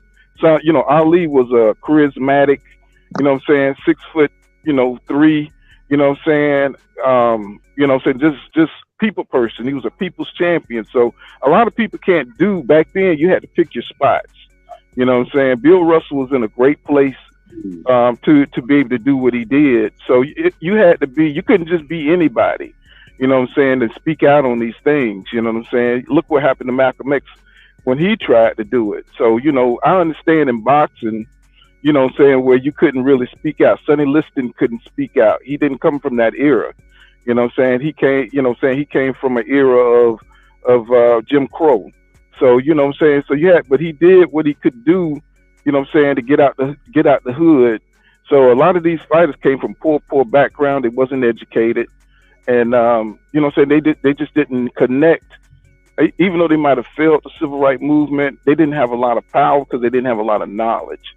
So you can't really think back and think about, you know, George Foreman was a really smart guy, but you couldn't tell it back in the 70s. You didn't know he was that damn smart. He just kind of kept it to himself. You know what I'm saying? You know, you know, Mike Tyson, even though he acted like an imbecile, you know, so he used to read history. And so a lot of these fighters, they kind of kept to themselves and they just kind of went through boxing and got their money. You don't find a lot of fighters, you know, even Sugar Ray Leonard. You know what I'm saying? Sugar Ray Leonard never, you know, stepped out of his comfort zone and spoke on issues and stuff like that, civil rights issues. He just kind of played his part, made his money. I'm trying to like mind, you know what I'm saying, trying to brainstorm and go back, you know what I'm saying? I'm sure there was some, you know what I'm saying, but way back in the 70s, I was a kid and I could only think of Ali and Larry Holmes. Larry Holmes. Okay, I had to brainstorm back through some fighters. Now, Larry Holmes spoke his mind. And I do believe that's because he was close to Ali. I think Ali had a lot of influence over him, being his sparring partner for so many years. And I think he influenced Larry Holmes. Larry Holmes used to speak his mind. He was the first one that told Rocco Marciano brother, said, "You couldn't wear my jock strap." And boy, he got so much heat for that. Boy, they hated him for that. You know what I'm saying? And so he was one that spoke out on things. Larry Holmes, he would tell you like it is. He didn't give a damn who he was talking to. The president, he didn't care. He was one of those type of dudes. And you could see where he kind of like came from that Ali, you know, that influence. But besides that, you know what I'm saying? Besides that, thinking on down the line, you know what I'm saying, I can't really think of any fighters or athletes that really spoke out, you know what I'm saying, on social issues like that. Now, D-Ray, oh, my bad. I was going to say, D-Ray, I know, did you have anybody, or Skywalker as well, did either one of y'all have anybody that y'all thought of outside of Muhammad Ali, Larry? Oh, go ahead. Yeah, I did, man. You know, Wilder's passionate about civil rights. You know, you've heard him with, you know, go off, you know, and you know, I can't really talk on that, but, you know, I was going to talk outside of civil rights. Somebody that's a leader for his country and everything else is Manny Pacquiao. He's a senator. He's a full bird colonel in the military. Manny Pacquiao is kind of like the Philippines leader, you know, as far as he you know, outside of boxing, he does a lot for his country. You know, he lost the election, right? Yeah, he lost the election. I'm just messing with you, man. Yeah, he lost it for president, but he's still a senator, so he's still in politics, and he's a full bird colonel. So. And real quick, man, salute to my brother, the Hebrew in the building. And also salute to my brother Khan Shanery, always coming through. Both of y'all showing love. Appreciate y'all, man. Much love. Now we gonna take it back to boxing. So I got a topic. Hold on. Oh, my bad. Go real quick. Go ahead, D-Ray. Go ahead, D-Ray. Take your time. All right. Yes, sir. Khan Shanery, salute, bro. Hey, I wanted to say this though when it came to Ali and stepping up for civil rights and all that different stuff, bro. Right? Is that Bill Russell, Jim Brown, and a group of other athletes demonstrated support behind Ali. Right? Yeah. He was known as Cassius Clay at the time, but they supported him, I remember that. An individual to be able to stand up and to speak his mind. And I just think that in today's climate, you don't see no united front, you know what I mean, stepping up to a sister brother and trying to do some work like that. But go ahead, right side. You can have the show back now. Bill is a man. Yeah, look, y'all are cooking and y'all are educating me. You know what I mean? Because I wasn't, you know, this is much before my time. And although I've heard stories, you know, just hearing it from y'all, people who were closer to the situation than I was, you feel me? Hey, much love and respect, because I love the knowledge. I love the knowledge. You know what I'm saying? So now, if y'all want to keep cooking on it, no problem. I can always take, you know, I got a topic for you, but I can always take it back to boxing. But hey, y'all keep cooking if y'all want to, man. I ain't got no problem with that, man. That's what the platform is. Yeah, I remember that group. It was Jim Brown. I forgot who the other guys. Wasn't Fred Williamson part of that group? Was Fred Williamson part of it? And Kareem, and it was a bunch of them. They used to do movies and it was almost like 20 of them. And I remember that group. You know what I'm saying? You know, but that's why they all were targeted too. They were all harassed by the police. Yeah. You know what I'm saying? It was. I tell you, that was a turbulent time right there, man. I'm talking about. My man just reminded me of something. First off, they had burnt Bill Russell house, right? And then also he was so extraordinary that Jackie Robinson had requested that he was a pallbearer at his funeral, bro. You know what I'm saying? So that just lets you know right there.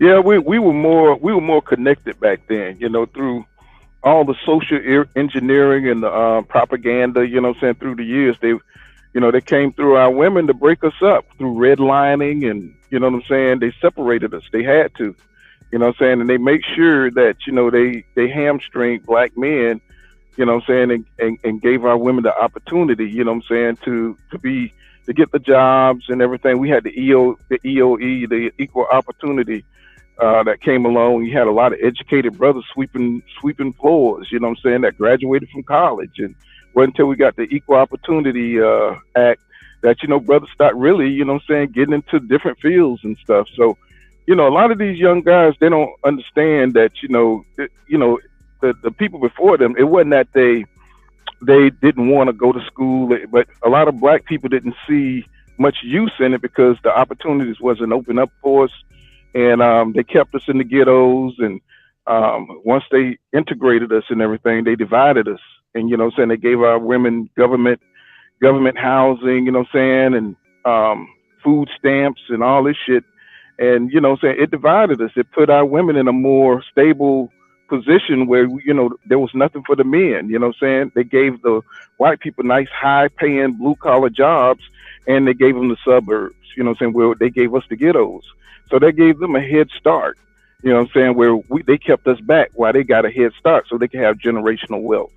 So, you know, we got to look at all that. And then the black athletes, you know what I'm saying, they looking at how to behave and to make your money, you know what I'm saying, so you could be wealthy, a wealthy individual. But if you fight the power, then most likely, you know what I'm saying, you're going to get blackballed. You know what I'm saying? Look at Gary Russell. You know what I'm saying? Gary Russell is one of the most pro-black boxers I've ever seen, and Deontay Wilder. You know what I'm saying? And they're targets. You know what I'm saying? EJ's going to be next. You know what I'm saying? So anytime, hold up. What? Now we're not gonna let Bud and EJ. We're not gonna let them separate us on this conversation right here. All right. We're not gonna do it on this conversation. But when I just want you to get the gist of what I'm saying. Like anybody who speak out, you know what I'm saying, proudly as a black man, you know what I'm saying, standing up for any kind of social justice, you know what I'm saying, speaking out against any kind of system, any kind of racism in the system, they're gonna get targeted. You know what I'm saying? And you remember when Deontay Wilder said till this day, and he had that famous rant where he was talking about, how his people struggled, and he caught hell behind that. You know what I'm saying? He was targeted. And you know what I'm saying? Day. Yeah. And EJ, he speaks out just like that. You know what I'm saying? He supports Deontay Wilder and everything. He talk about how Golden Boy don't treat black fighters right. You know what I'm saying? How, Top Rank is smoke and mirrors. He's speaking out against these powerful, you know what I'm saying, white entities, these white institutions. And he's going to get targeted next. But I applaud what he's doing, but a lot of athletes shy away from that because they feel like, they'll get blackballed. Gary Russell is an example. He's a great fighter. There's no reason why Gary Russell shouldn't have been undisputed down at 126, you know what I'm saying? But he got blackballed. And, you know what I'm saying? His career just kind of got wasted by the wayside. So a lot of black athletes, they learn from that, you know what I'm saying? They don't want to be part of no social justice. They don't want to touch it because it's too big. It's too broad, you know what I'm saying? And black people are not united. We get divided over the simplest things, you know what I'm saying? And want to kill each other because, we've been so disconnected from our legacy and our heritage, you know what I'm saying? So, and then there's just so many different influences going on. So we don't have the same kind of personalities or the same values that, the older generation had. And right. It's interesting. It's interesting. And then after this, we're going back to boxing. Somebody got a response to this, but it's interesting. My grandmother, me and her, I talked to her, on a regular basis, and she was saying how she feels, in her opinion, she was like, we were stronger back then than we are now. The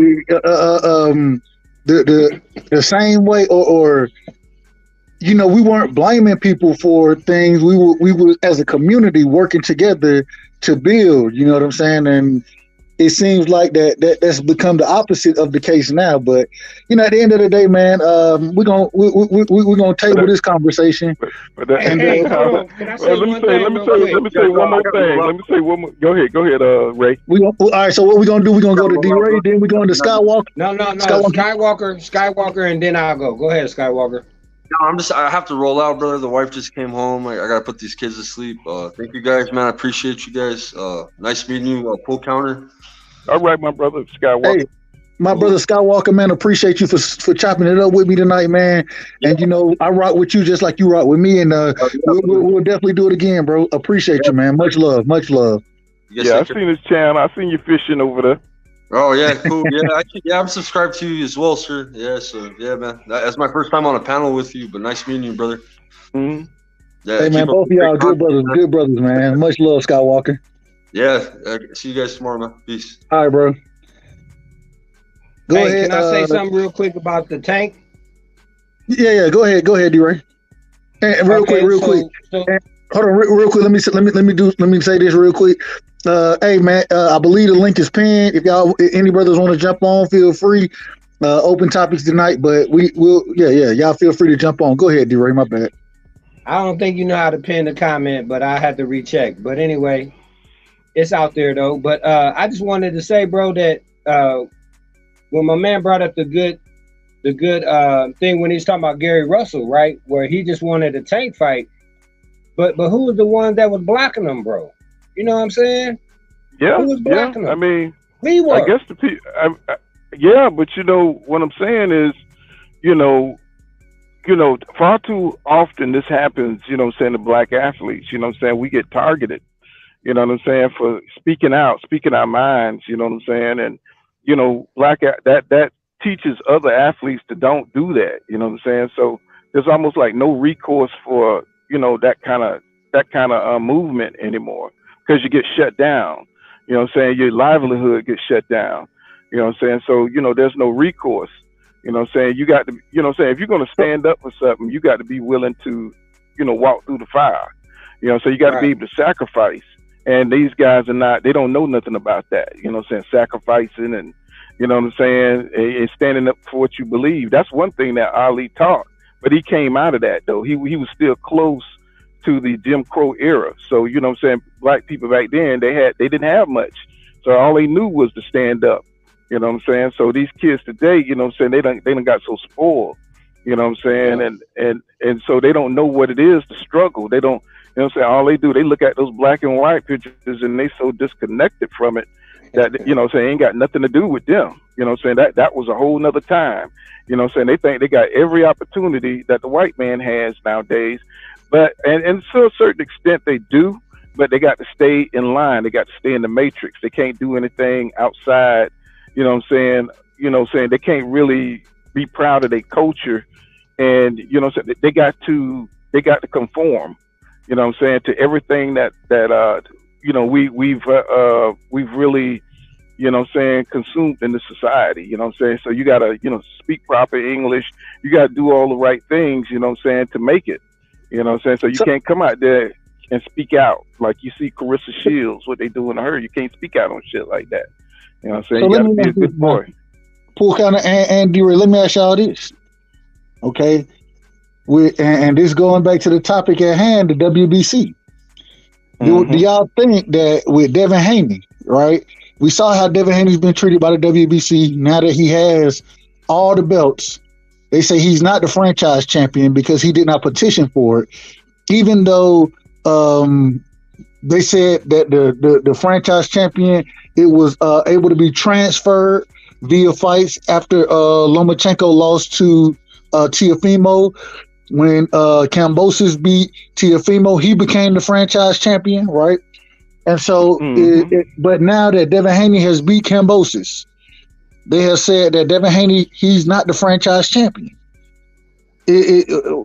What do we make of that? What do we make of that? Well, I mean, I never wanted them to have it in the first place. I don't think Devin. I don't think Devin wanted the motherfucker either. I think Devin is one of them rare athletes that want to prove that he's the best without any handicaps. Right, but this is the problem, and I'm not disagreeing with that. I think I said it from the beginning. I don't want him to have it. I thought if he got it, he could throw it in the trash.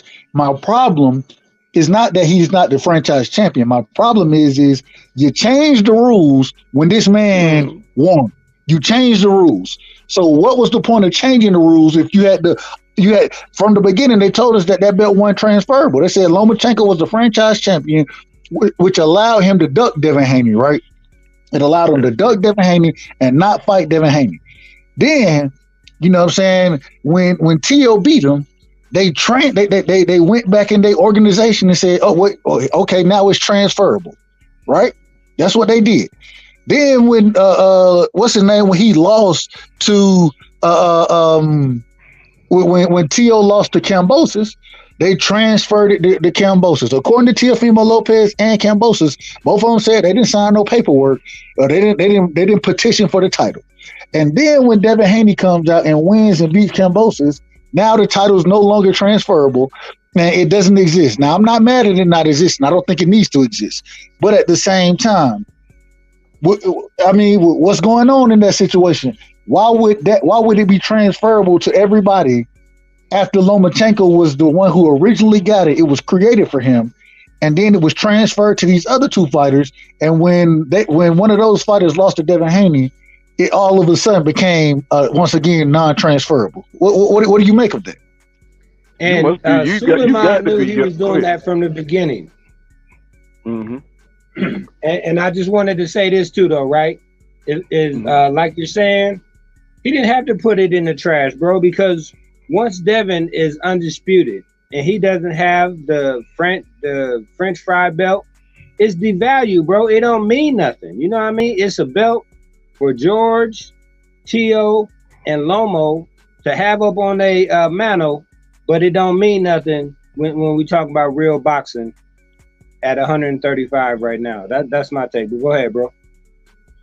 Well, I was going to say you must be a young guy, man, because they always have changed the rules when it came to African Americans. And I don't want to take it back to civil rights and nothing, but they have. I mean, you got to be young not to know.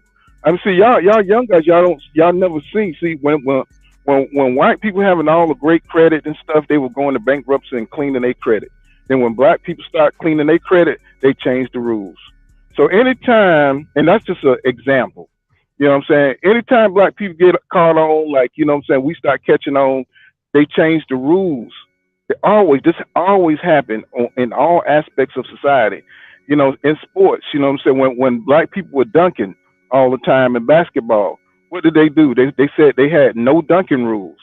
You know what I'm saying? You couldn't dunk for a time in basketball because the black guys could play above the rim. Then they brought it back, but at different times they changed the rules depending on the size of the players. You know what I'm saying? So this is something that we've always had to deal with throughout society. They always change the rules on us. You know what I'm saying? We dominating boxing too much. They change the rules. You know what I'm saying? They see Devin Haney. They see the black fighters dominating. You know what I'm saying? So the WBC, they changed the rules. So this man, they're trying to make undisputed. Now that so many black fighters are becoming undisputed, they want undisputed don't mean anything now. You know what I'm saying? Until somebody they want to be, you know, undisputed get in there like Lomachenko, then there'll be a parade. You know what I'm saying? That Lomachenko is the great white hope.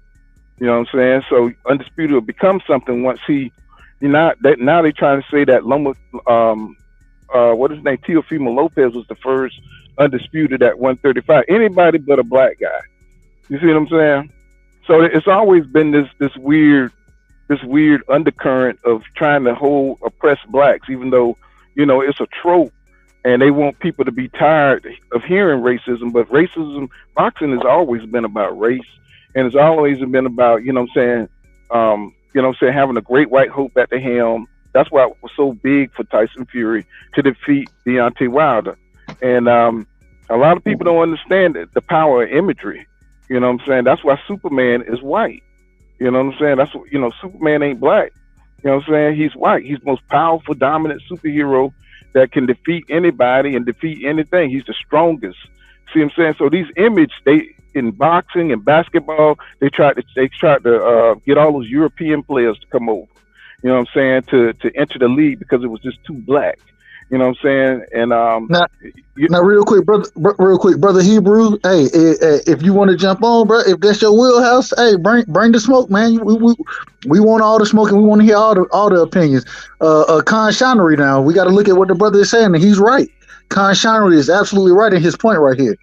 The most celebrated fighters or boxers in the history of the sport are black fighters, and American ones at that. That's a fact. That's a fact now.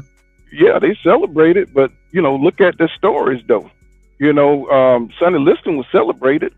You know what I'm saying? But look what he had to do inside the ring. He was celebrated. Outside the ring, he wasn't. You know what I'm saying? So even Ali was hated. You know what I'm saying? They hated Ali. You know what I'm saying? They loved him when he got older. You know what I'm saying? So for some reason in black lore, we tend to look at the past through rose-colored glasses, but the past was very, very ugly. You know what I'm saying? I think Ali threw his Olympic belt or his Olympic golds into the river. Right. You see what I'm saying? Because they hated him. He definitely did do that. Look at how many. Real quick, hey, I just want to say this though, Mr. Poole. I be on YouTube every day, right, trying to get justice for a black fighter, Bud Crawford, right? Mm-hmm. When people are coming at him, you know. And this is a good conversation right here. This is a good conversation. I want to hear. Go ahead. No, I'm just saying. No. I understand exactly everything he was saying, and I respect it, and I understand it, and it need to be said. You know what I mean? That's why I didn't want to interrupt or anything like that. But I'm just saying that you know, it still goes on today, right? In my opinion, and you know, I just try to make sure, you know, that it's fair, you know what I mean? So when somebody does, and it's normally 9 times out of 10, you know, our race say black something. disrespectful towards Crawford, I just be like, bro, you know what I mean? What is you really doing, bro? You know what I'm saying? Because one thing I'll say, and that just like Skywalker had on the other day, he had Tim Witherspoon Jr. on, right? He has a nonprofit, you know what I mean, where he has kids going to his gym, and Bud Crawford does the same thing, you know what I'm saying? And there's all races and ethnicities in there, you know what I mean?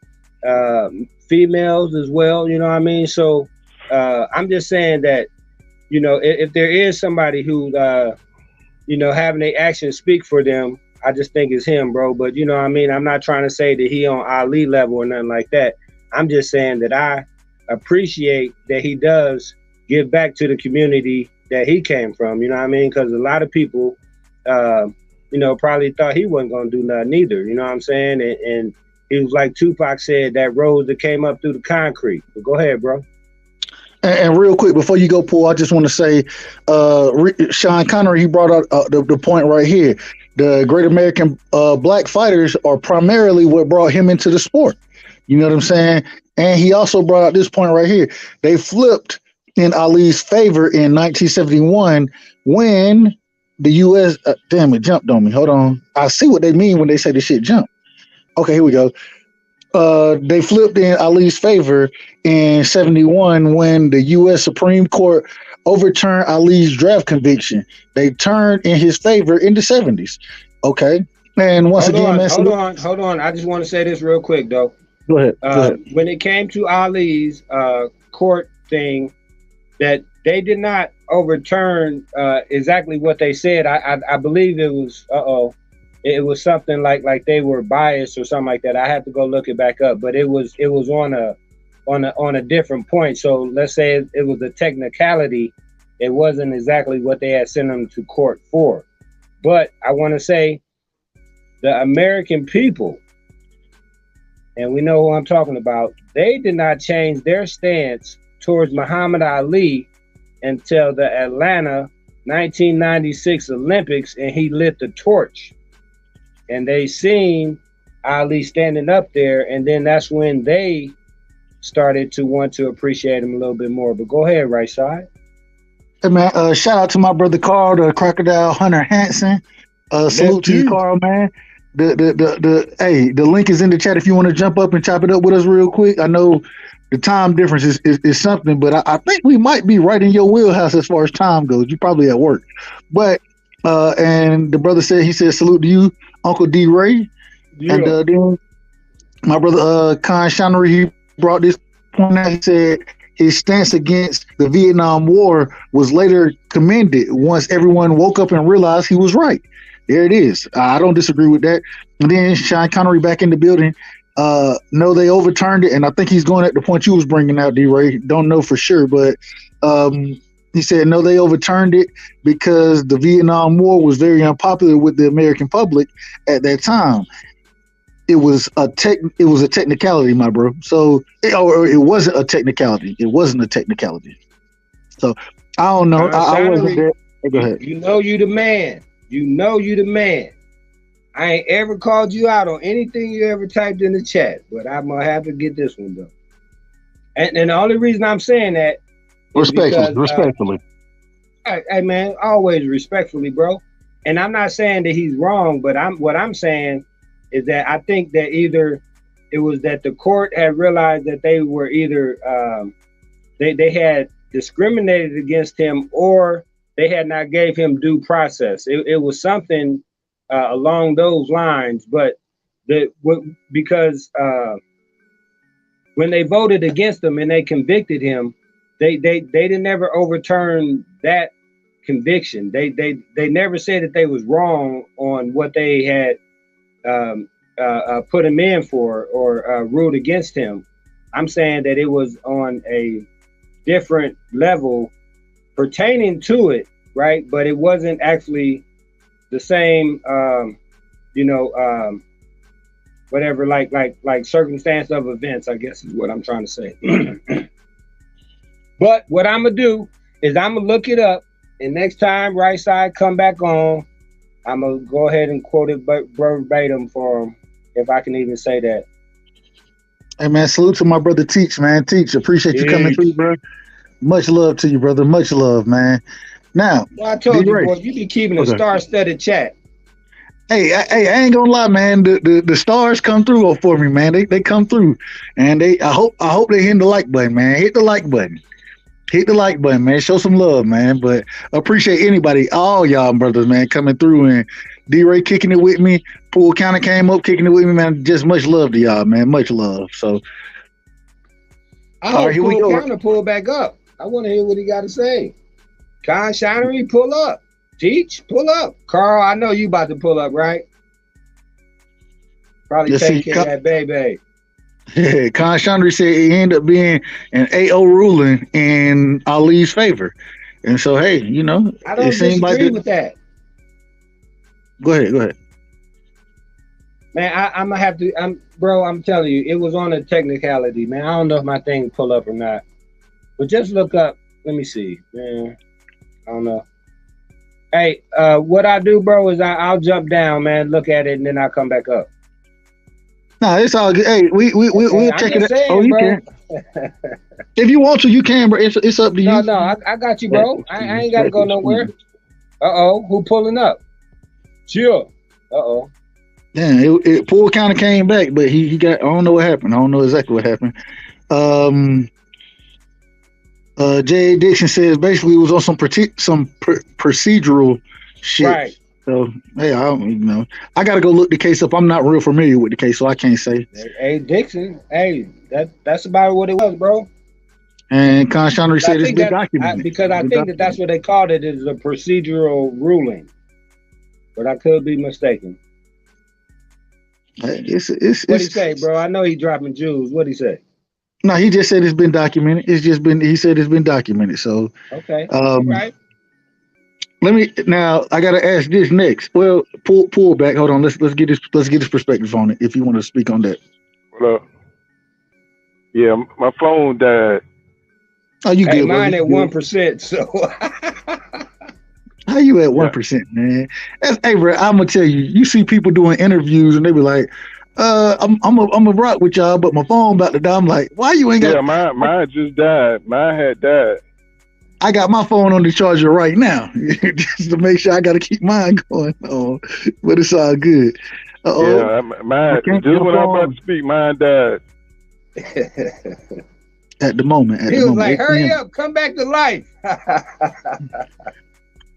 Hey, so move it to the next topic, man. Let me ask, what do y'all think about what Floyd came out and said about having the Tank fight and the Tank Ryan fight on his undercard for I think he's supposed to be fighting Conor McGregor again in the exhibition, and he's saying he want Tank and Ryan on his undercard and to use it as a passing of the torch fight because he's saying that's going to be his last fight. How do y'all feel about that? I think, bro, that he's trying to use both Tank and Ryan to try to sell, bro, because I think a lot of people ain't gonna support no more of those ski mask type events, bro. Damn, ski mask events, they robbing people, huh? They robbing. Hey, didn't he come out there in the ski mask? It's a robbery.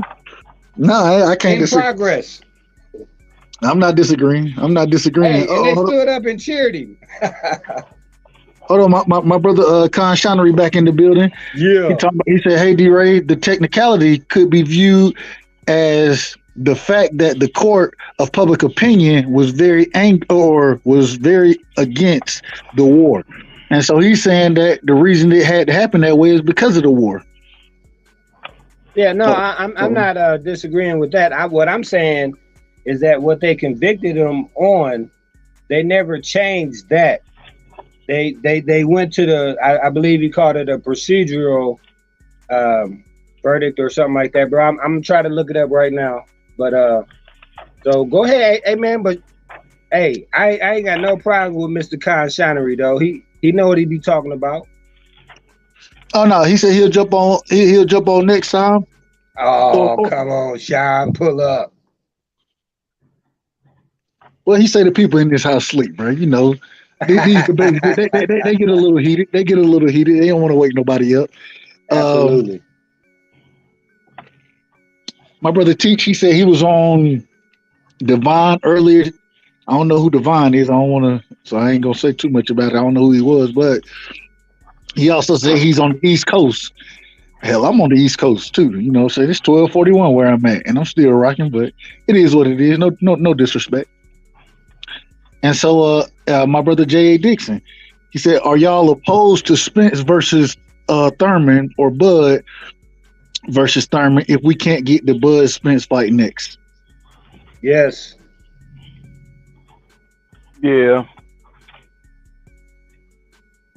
Hey man, Keith Thurman got to do something, but I do realize that his loss is not just anybody in his generation, so I can understand that. But me personally, bro, he half the reason we going through stuff that we going through right now. Now, the only thing I'll give him is that Danny and Porter were his leftovers for Earl, right? So they had already been beat by Keith. So, really, if you want to prove something, I guess you do have to beat Keith as well. You know what I mean? But go ahead, bro. Okay. Well, you talking to me? Whoever, bro. Let me see. Well, Keith Thurman, man, Keith Thurman, he's lost his way, man. He's not hungry. He's not a force in boxing no more. He's just, I think he's lost his passion, so now he's looking for cash fights. And, right. I saw an interview where he was talking about fighting Jake Paul, talking about sending him the contract. So if he's thinking along them lines where he would fight a Jake Paul, so he's not serious about boxing.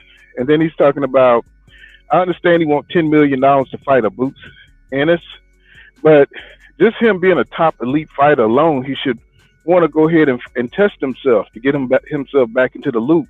All he would have to do is beat Boots. I'm not saying he can beat Boots, but he needs to do things like that to get himself back in, back in the conversation, the top competition. And he's not going to do that. Marius Barrios gave him hell, and Tank Davis was able to knock out Marius Barrios. You know what I'm saying? And Keith Thurman, we think of him as, maybe 3 steps above a Marius Barrios, and he almost got rid of Keith. He almost knocked Keith out to the body. And so Keith is not the same Keith of 2017. He's diminished. And I don't want to see him against, so I don't want to see a wasted fight, against Keith Thurman, because he'll get out of there pretty early if he was fighting Terrence Crawford or EJ, because they're at the top of their game. And right. Keith Thurman is playing boxing right now. He's just looking for a cash out payday, and he kind of just, he just kind of messed off his years, his best years, traveling and, staying away from the sport of boxing, fighting once every 3 years. So like Ray was saying, he's got to do something to get in the game to show that he's real and that he's back dedicated to the sport. And I don't think that's what's going on. Nobody wants to see Keith mess up, a fight schedule. You know what I'm saying? Everybody wants to see the best fight the best. And I would want to see EJ fight Boots next. Since if he can't fight Terrence Crawford, I would like to see him fight Boots. Well, so this is the thing. Can y'all hear me? Yes. First things first is, I don't know how I got kicked off my own. I had to kick myself off my own. Anyway, that's a whole nother story. In this situation, that's what happens when you cut your elders off. If you cut your elders off, you get knocked out. Hey, in this situation, I don't think that I ain't gonna lie. I don't think that Thurman will be throwing anything off, just because if that fight does get made, then I'm standing firm on this now.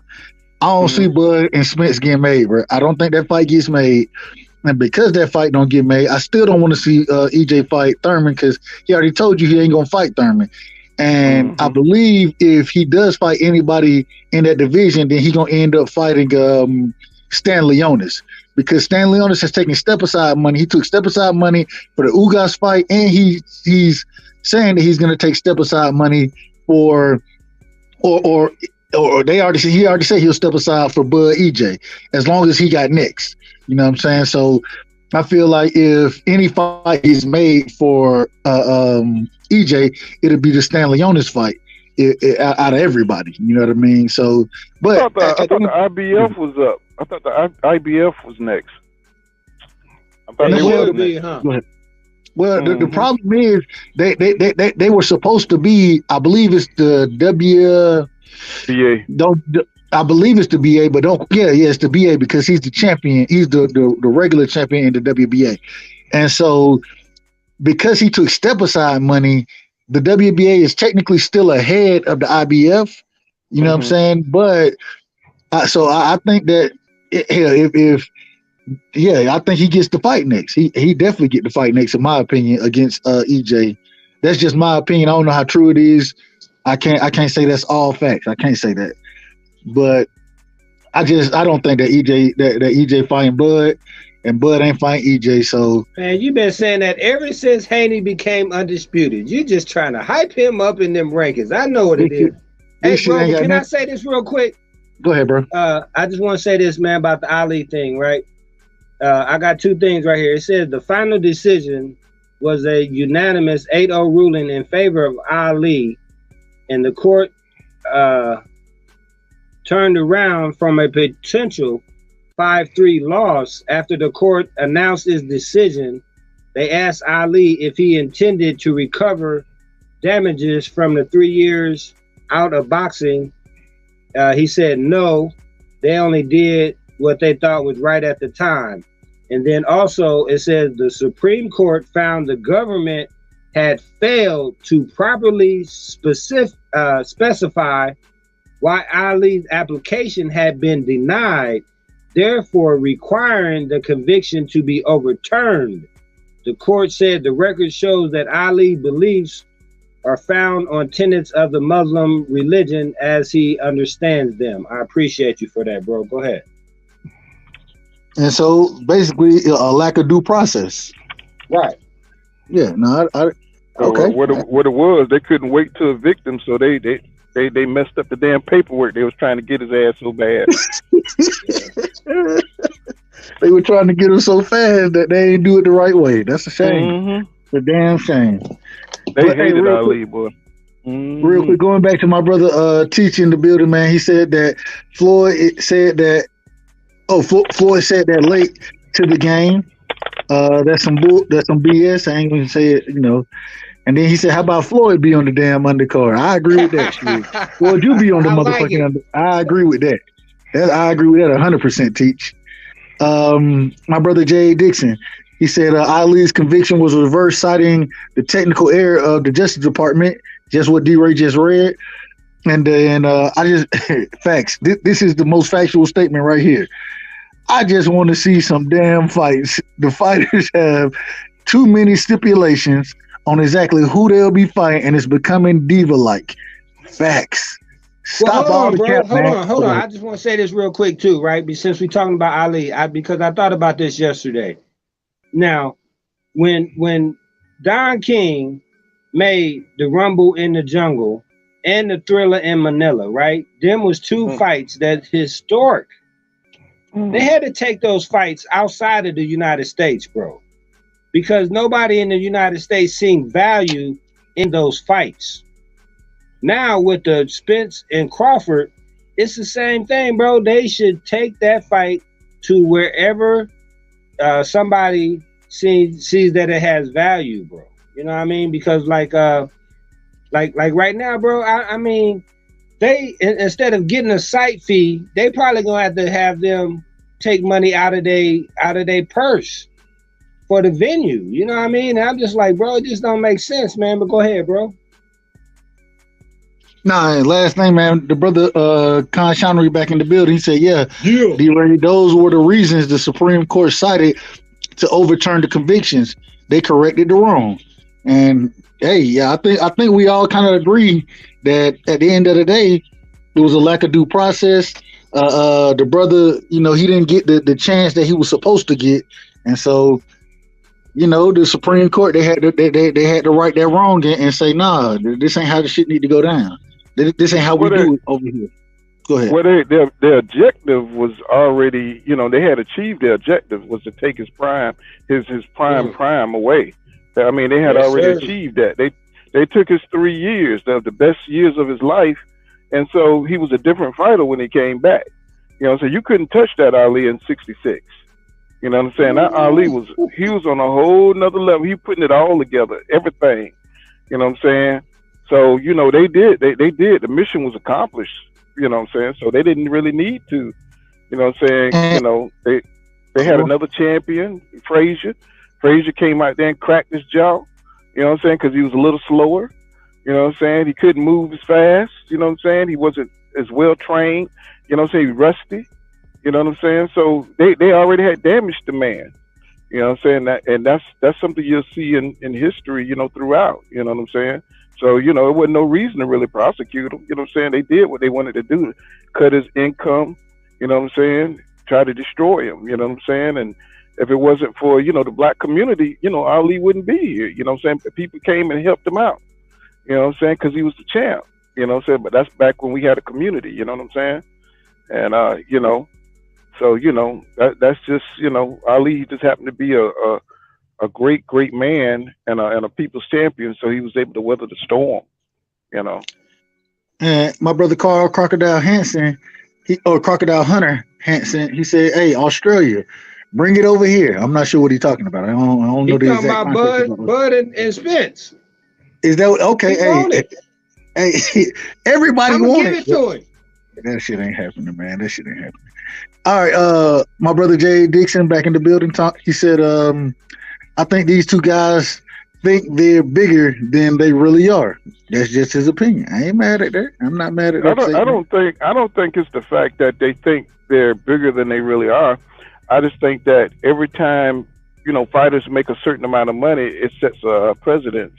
You know what I'm saying? In business, you know what I'm saying? So if they see Spence earn a certain amount of money, then the next set of stars, you know what I'm saying, Shakur, Devin, they're gonna shoot for that money too. So you know what I'm saying? So they're trying to make sure they keep everything, under control. So there's no super mega money like Floyd Mayweather was making, you know what I'm saying, come out of this, you know what I'm saying? And you know what I'm saying, I just think they're trying to control the pot, you know what I'm saying? So the fighters behind them don't get the big eyed and start asking for stupid money and stuff like that. So, they're controlling everything, you know what I'm saying? So it could happen, but it just depends on the fighters, what they want to do. Do they want to fight for what the PBC or whoever, you know what I'm saying, putting up the money, what they're offering? So they got to split it, you know what I'm saying? And if one of them are not happy with the split, then we won't get the fight. You know what I'm saying? See, and here's the thing, though, right? Is because what you're saying is so true, and not only the future fighters, but these two fighters, their future fights. You know what I'm saying? If they know that they can get 15, 20 million on this fight, you think if they go up to try to go after Undisputed at 154, they ain't gonna want more than that? Come on, bro. They know. Right. Now I'm gonna tell you. And my brother, Everything Boxing brought this out earlier today. There appears, and I don't know how true it is. I hadn't did my research. I'm just going off of his word. I trust his word. But and once again, if he's wrong, then that makes me wrong. So it is what it is. But they're supposed to be, and also going off of Bernie the Boxer, he kind of spoke on his live stream the other night about this, saying that there were other investors that came into it. It's other investors, and because there are other investors, is more money, in the pot than what the fighters are looking to receive. I don't know how true it is. I can't say that's the absolute truth because I'm not tapped in like that. I know Everything Boxing, he does have his sources, you know what I'm saying? And sometimes his source is better than Mike Coppinger's sources. So I will say that, though, if that's the case, I don't give a damn about none of it, bro. I ain't gonna lie to you. I just want to see the fight. And because I want to see the fight so bad, I'm holding steadfast in this one point. And I ain't even gonna lie, I'm not holding steadfast. This is how I feel right now. This is just an emotional. I'm gonna just be honest. This is an emotional opinion that I'm giving right now, and that is if this fight don't get made, I ain't buying nobody fights, man. I ain't buying Tank fights. I ain't buying no pay-per-view. I ain't buying no pay-per-view. None of it. You can keep your pay-per-view. You didn't say Devin name though. If Dev is on pay-per-view, hold on, hey, if I gotta pay for Dev and he's on pay-per-view, I'm buying it. I'm absolutely buying it. I know you is. Hey, I told you I'm biased. I'm a biased fan. So real quick, let me touch some of these comments. Khan Shiner, excuse me. He said they started wanting to make an example of Ali, and then by the time 71 came around, the public had joined Ali's side. That's why he's saying the ruling that was made. You feel me? I believe that's what he's saying, but we don't get to him in a second. My brother Jay Dixon, he said in quotes, you know what I'm saying, and this is from the great rapper, possibly the best rapper of all time, Jay-Z, and respectfully to all other rappers, it's just possibly.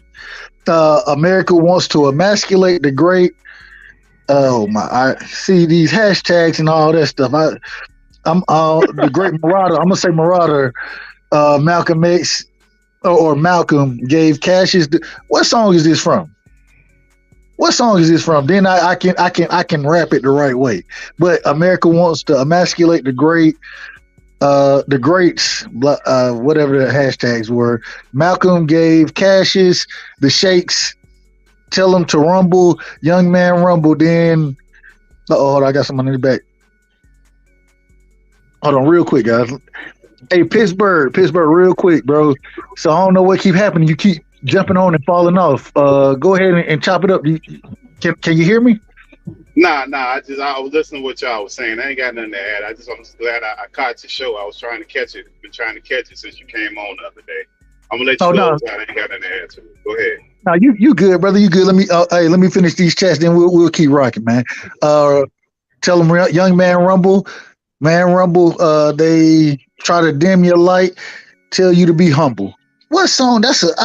I can't hear the song in my head. Tell them, young man rumble. Okay. That was something his hype man used to say. I don't know if it's from something, but his hype man him and Ali used to always scream that rumble, young man, rumble. That's a lyric. That's definitely a bar. I don't know exactly from what song, but it's definitely a bar. The great brother Khan Shiner, he said, excuse me, the Ali from the 60s wouldn't have been beat and had not been stopped. He could have retired after Rumble in 74 and rode off into the sunset, likely undefeated too. That's a good point. That's a real good point. Teach said, salute pool counter, man. You speaking the truth in Teach's mind. I ain't mad at that. Not mad at that at all. Jay Dixon, that basically speaks to what I was saying about excuse me, that basically speaks to what I was saying. They're asking for money that their star power doesn't support. For real. The business people aren't going to go off and hunch. That's a big, or that is big. They go by the numbers. Okay, they're not going off of a hunch. The word hunch is interesting, but I got what you're saying. You're saying that they saying that, hey, this is the projection we got, and we going by these numbers versus anything else. I agree with that. The great brother Carl Crocodile Hansen, he said he got the most beautiful wife, bro. Hey, Beyonce is bad, bro. I ain't mad at that. My thing is, this is my hold on, real quick, Paul. Let me catch these last two. And FUTW. Put the actual song in there by Jay. FUTW, AJA. Put the actual song in there if you don't mind, bro. I know Jay. I know all of Jay's songs, but I ain't finna do it right now. And T said, "Hey, take the fight to Saudi Arabia, bro. You know the Saudis, they'll put up, and that's salute Eddie Hearn, bro. People want to shit on Eddie Hearn, but what happened whenever he don't have the purse to make the fight? What do you say? We're gonna take it over to Saudi, and what they gonna do? The Saudis, they gonna put up 80 million just for now. They ain't gonna get excited. They gonna sit there and you ain't gonna hear nobody cheering the crowd or nothing like that. But they gonna put the money up for a good fight. I agree with that. I definitely agree with that. And then the great brother Khan Shiner, hey, Beyonce is bad, bro. Beyonce is there. It is right there. fuck up this. Okay, there we go. Okay, I got you, bro. I got you. So let me take that off. I hope that shit don't. Hell, I ain't monetized, so they ain't gonna take shit from me. But y'all go ahead, man. Y'all chop it up on that. What do y'all think about the song, bro? Fuck up this world. Okay, my bad. Or yeah. So I ain't respectfully. YouTube, don't censor me, YouTube, please. I love y'all. You too nice, man. Hey, look. Like I said, man, I ain't got nothing to ride on this. Hold on. The fight in the Bahamas or something. Hey, man, take the fight. I don't care where the fight at.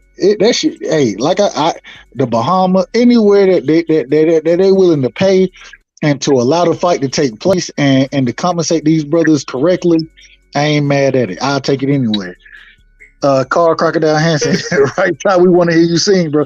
You'll never hear me sing. I can't sing. I have some of the worst vocal cords that you've ever heard, and if I attempt to sing, then you may never come back to my channel. I'm just being real with you, bro. Con Shonery said the only ones who should be upset with Eddie Hearn is the. Hey, that's a fact. Hey, man. right That's side, if you do start singing, just put up a picture of Beyonce. They might hang around and turn the volume down. Hey,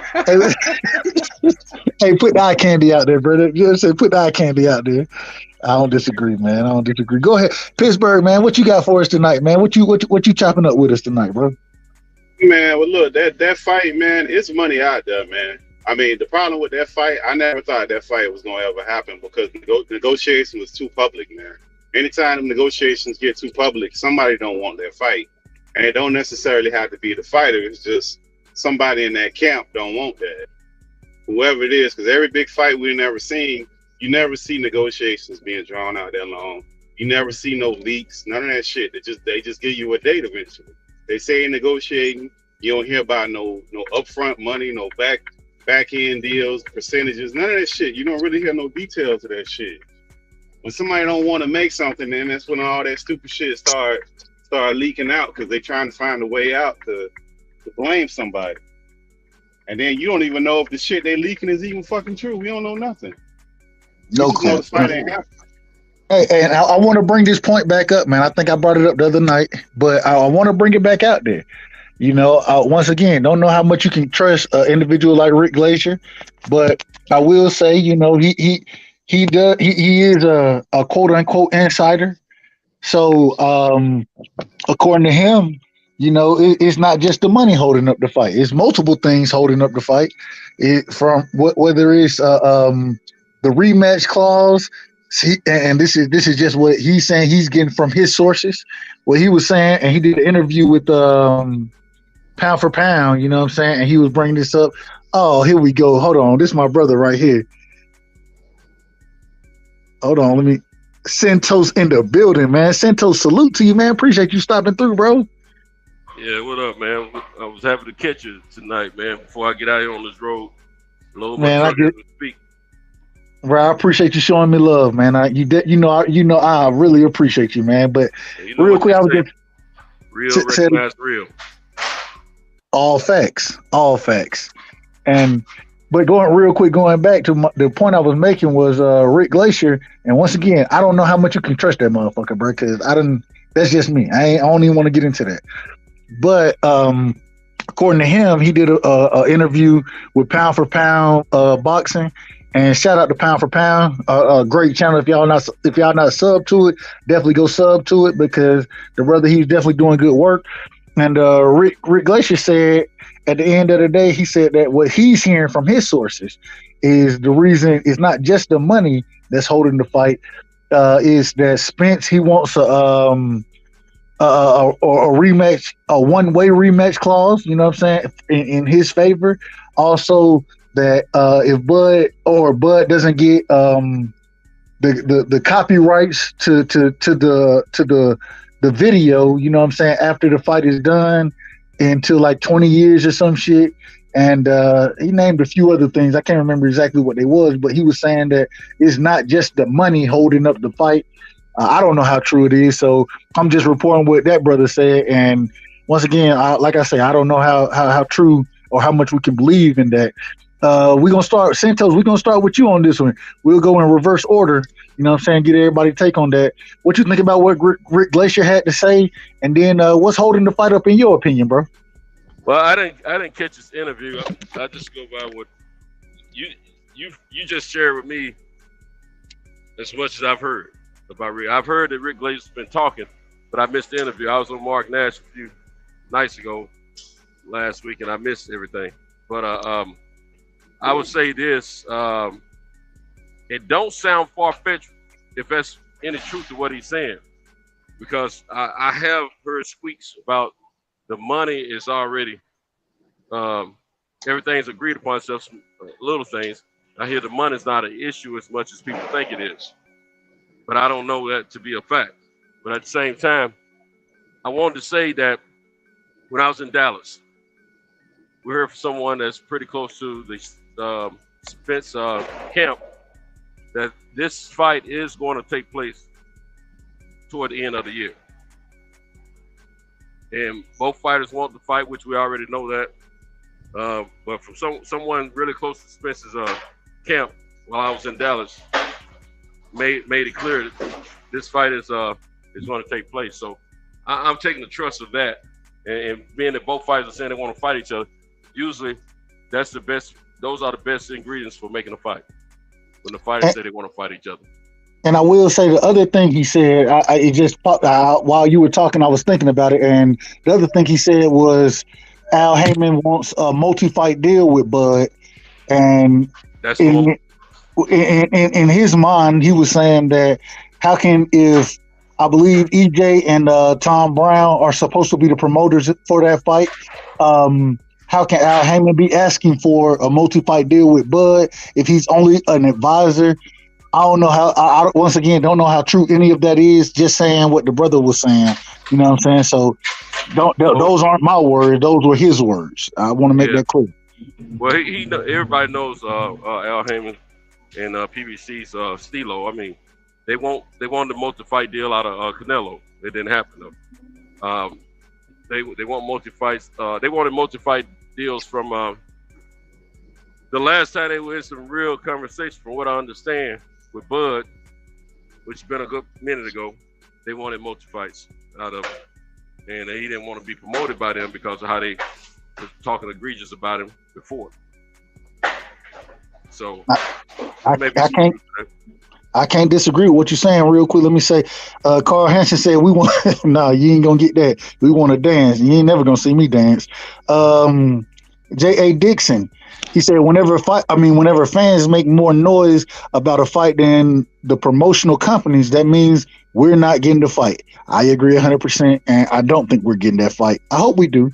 I pray we do, but I don't believe we're getting that fight. And then Carl the Crocodile, Hunter Hansen, let me put some respect on his name. He said Rick Glacier wouldn't know if a Bud was up. All right. Until the passenger got out. Got you. Pittsburgh, bro, what you think about it? What Rick Glacier said about it? And does the fight happen? What you think? I don't trust Rick Glacier as far as I can throw him. Number one. Number two, the fight itself. I mean, right now, I just don't think they're serious. They might at a later date revisit that, and it might get serious. Right now, basically, what I'm understanding, the bits and pieces I'm getting from all different sides, is that the network doesn't believe the money is there, because it's always about the money. I don't give a shit what they say. If they was offering them the right money, they'll figure all the rest of that shit out. All the rest of that shit would be figured out. It wouldn't even be nothing. Just like how Wilder and Fury, that situation where he had to take them to court, but once that they figured that they sat down at that table with that money, the numbers start rolling. Money will make change everything. We'll go on jobs that we don't want to go. We'll go to places we don't want to go. We'll do a lot of shit we say we ain't gonna do when the numbers look right. So money changed all of that. Now, I don't know what Bud's situation is with PBC, but he had a situation with his last promoter, with the way they did business. So I wouldn't even discount that he doesn't want to work with PBC or Top Rank was doing bad business. I just think that when people don't get what they want, they make excuses for it. And that's his right to say whatever he feels. But if them numbers are the way that he felt the numbers should have been, you'd have never heard about it. You never heard about it. I don't even think it'd even been a conversation. They just would have had the fucking fight. Whatever numbers that they was looking for on both sides, they didn't get the numbers, or they wouldn't offer the numbers from the network. Let's put it that way. It's not like EJ holding up the fight or Bud personally holding up the fight. I just think the networks don't believe that they got enough eyeballs to offer them the money they're looking for. It's interesting you say that, because I'm one of the people who say the reason I feel the fight, one of the biggest holdups on the fight, is that individuals they like to stream shit these days. That's what they like to do.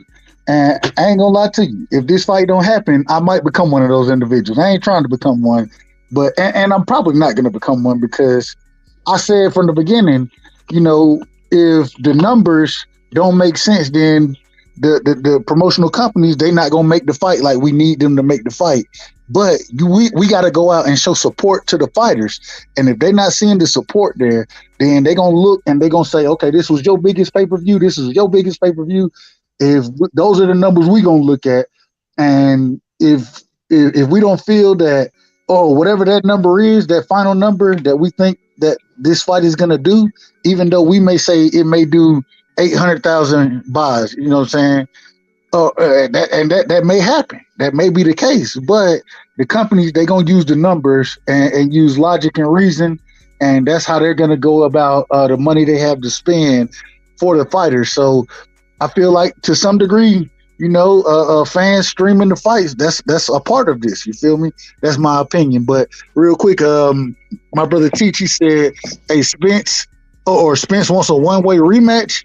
That sounds unlikely from Spence. I don't disagree with that either. Pool Counter, what you got on it, man? Rick Glacier and the fight, man. What you got on it?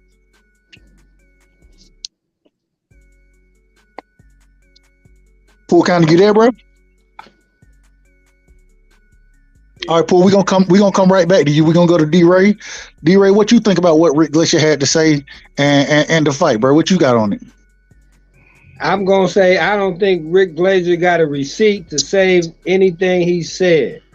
He's saying hearsay, he's speculating, and he guessing, bro. He just a hater on the fight, right? Now, if he got receipts for what he say to back up what he said, I'm all for it, bro. Like I said in the beginning, we need a Don King or somebody outside of their group, right? These greedy ass suits. We need somebody outside of them that can come in and make the fight, dude. Just like Jake Paul made Amanda Serrano and Katie Taylor, right? Nobody in boxing, none of them suits was ever even thinking about this fight, right? He put it together outside of the organization. Now, is it going to be smooth? It probably won't be, bro. But I'm just saying that we need somebody to step up and save, you know, the sport, bro. Just like Don King did with you know, the Rumble in the Jungle, in my opinion. And now here's the thing, though, right? They want to wait until we get to Crawford and Spence to start talking about people stealing and pay-per-views costing too much. How come they charge people $80 for a Keith Thurman tune-up? Ain't nobody say nothing then. Now they want to come in and what? Did nobody steal Keith Thurman fight? They probably didn't. I don't know. But right side, now tell me this, bro. When Floyd Mayweather, Al Heyman, come to Devin Haney and tell him, even though he's the undisputed champion, he needs to sign over his future promotional rights, bro. Does that sound like that's something that is trying to move the sport forward? Go ahead, bro. Now, when you ask that question, you know, once again, I'm biased, but I will say this: if they want to say that we will co-promote with you, I think Dev will take that deal. As far as co-promoting goes, even in the situation with Top Rank, if you listen to them talk or when the fight's being announced, that type of thing, it's still DHP Promotions in a co-promotional event.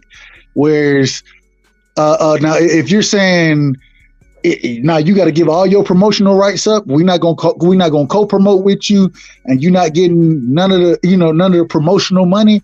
That's one thing, but even Top Rank is going in with Devin Haney and saying that although we're going to be the main promoter, and I think it's actually Top Rank and Lou DiBella as well, Devin Haney Promotions still has a piece of that pie, you know what I'm saying, as far as promotions go. And so that's one thing. But I do agree, if you want a fighter to sign they shit away, nah, that shit ain't finna happen, bro. That shit ain't finna happen. Give me 1 second. We about to go back to the brother Pool Counter. Can you hear me? Yeah, can you hear me? Yeah, you good, bro. Go ahead and give your take on Rick Glacier and this fight, bro. What I brought out that he was speaking on, not me, but what he was speaking on, bring that out, and then we'll also bring my brother Carl on as well. Salute to both of y'all brothers. Carl Hansen, the Crocodile Hunter, is in the building. Salute, Carl. Appreciate you jumping on tonight with me, brother. Salute, brothers. Go ahead, Paul. Go ahead. Well, it's confusing. There's so many conflicting information that we get. You know what I'm saying? One day it's money splits, another day it's something else. So everybody's confused as to why the fight can't get made. Everybody's got inside sources, and nobody knows what to believe. So it's hard to speak on anything, you know what I'm saying, in a real way. So, I mean, you have like literally, no information. You know what I'm saying? Nobody knows why the fight's not happening. But nobody knows what's the real disagreement is. But you know what I'm saying? You would think. Now, I don't want these fighters to fight for nothing. I don't want nobody to get me wrong. But you know what I'm saying? They're fighting for legacy. You know what I'm saying here? And I know the fight is big and everything. But I would think that these fighters should make some kind of deal, you know what I'm saying? And maybe the fight will happen because of the information that we got to go on. We don't know what's going on. Maybe the fight is still on. Maybe, you know what I'm saying? There's a lot of possibilities that may be happening in the background that we're not privy to. And it's just kind of hard to speak on, you know what I'm saying? I think both fighters want to fight. But you know what I'm saying? I just don't know what's going on behind the scenes in the business end. I think we'll get it. You know what I'm saying? I think they'll get some angel investors. These guys are Harvard graduates, and they're suits from big time, you know what I'm saying, business. They know how to grab money. They know how to subsidize fights. You know what I'm saying? If they really want it, you know what I'm saying? This fight could be made. There's billionaires who want to see this fight happen. Jerry Jones said he would put the money up. There's a lot of powerful people wanting to see this fight happen. So they could subsidize these guys front end money or whatever they need, you know what I'm saying? And so the PBC don't really have to rely only on their money. They got connections. Hell, EJ got connections, you know what I'm saying? Bud probably got connections. And just to speak on your point real quick, and then I'm gonna let you finish. Bud is close with Warren Buffett. Warren Buffett rock with Bud the long ways, you know what I'm saying? Not saying that Warren Buffett gonna put all the money up or anything like that, but just like Jerry Jones, he rock with EJ. You got guys out there who have the money to put up for the fight. You feel me? So I don't know if they're putting it up. And like you said, we're not behind the scenes, and we really don't know. So everything we speaking is just an opinion, just opinions on how shit should go. But I don't disagree with you, Paul. Go ahead, finish your point.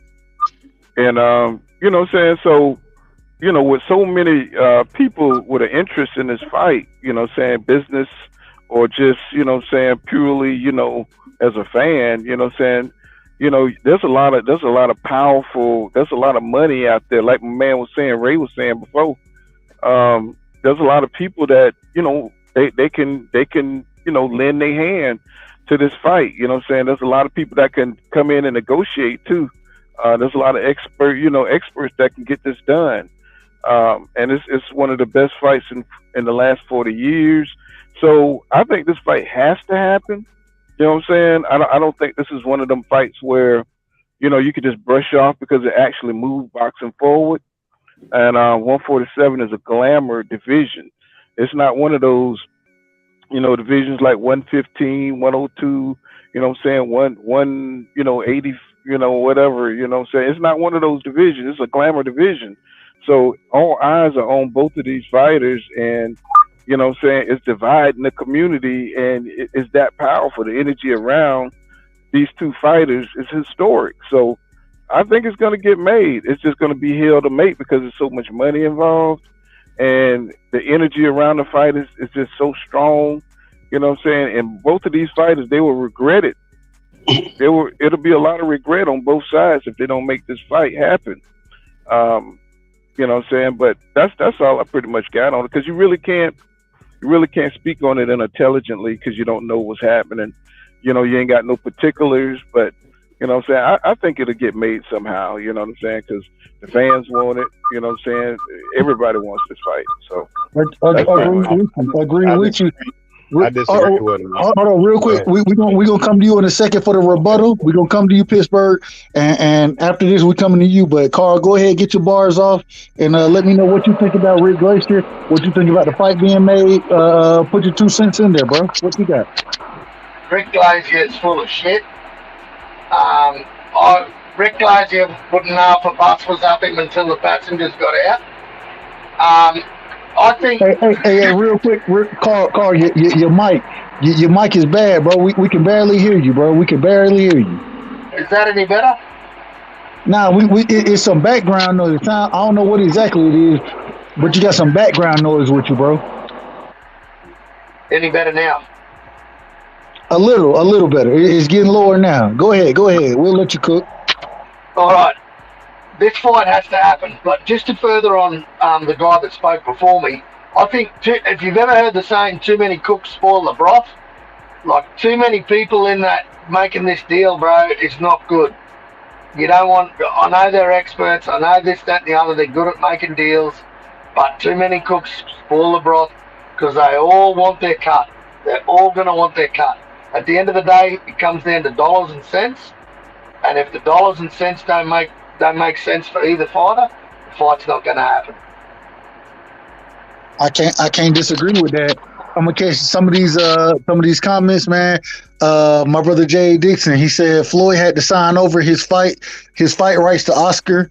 You know what I'm saying? Or his fight rights to get that Oscar fight. Sometimes you got to bet on yourself. I'm not disagreeing with it. Floyd did do a lot to make that fight happen. The Boston Scholar, he challenges J.A. on this. So should Haney now be the A side, right? Well, no, it depends on the fight. It depends on the fight, in my opinion. But J.A. responds back and he says, hey, once again, it depends on the fight. It depends on the fight. Then J.A. Dixon, his last comment is, I think Lewis and Bo, Lennox Lewis and Riddick Bowe had the potential to be a much bigger fight, and we didn't get it. And boxing lived on, and it would do the same without this one. But I really want to see the fight. I agree with that as well. We're gonna kick it over to Pittsburgh, then we're gonna go to you, Santos. Go ahead, brother. Pittsburgh. Yeah. As far as the money being there, the money ain't there, or the fight would have been made. The money's not there. If the money was there, they would have made their fight. They can't find the money, or they would have made the fight. Trust me, they look for their money. And as far as like the splits and all that stuff, I think that's all nonsense. Because my problem with all of that, especially in Bud case, you should be asking that for every fighter. You shouldn't be giving Pacquiao and these guys willing to take 70-30 splits, but then when it's your brother, you want 50-50, and you want to stand on it. So if you're going to have the energy, make sure you have that for all of them. And as far as the business side of it, it gets a little bit messy. So like we all speculating on what the splits is and all of that. But I think if you want to make that fight, you make that fight. Just like Haney when it took that deal that he took, where everybody was worried about him taking that deal. But he wanted that fight. If you want that fight, you can make the fight. If you don't want the fight, then you're not going to take the fight. I don't know who don't want the fight, but one side don't want that fight. That's how I look at it. I don't look at it no other way because if you're a fighter and the fighter treats you hard, there ain't the amount of money that's going to stop you from making that fight with some of the accusations that be thrown around to these fighters about ducking and this and that. So that's what I would say there. I think the money isn't there for the networks. And even if you look at the Jake Paul shit, he didn't fill up that arena with all the promotion that he had and all the buzz he had around that fight. He couldn't sell that fight. So the network's looking at that and they pausing on how much money they trying to put out there like that. Because Jake Paul got a big name as far as promotions goes. Terrence Crawford is not a big promotional person. Boxing enthusiasts know who he is, but the casual fan won't know who the hell Terrence Crawford really is. That's all I got with it. And just real quick, I think the boxing enthusiasts, they know Bud and Spence. The thing is I don't think the casual fan has too much insight on either fighter. I don't think I can't just say it's Bud. I think it's either fighter.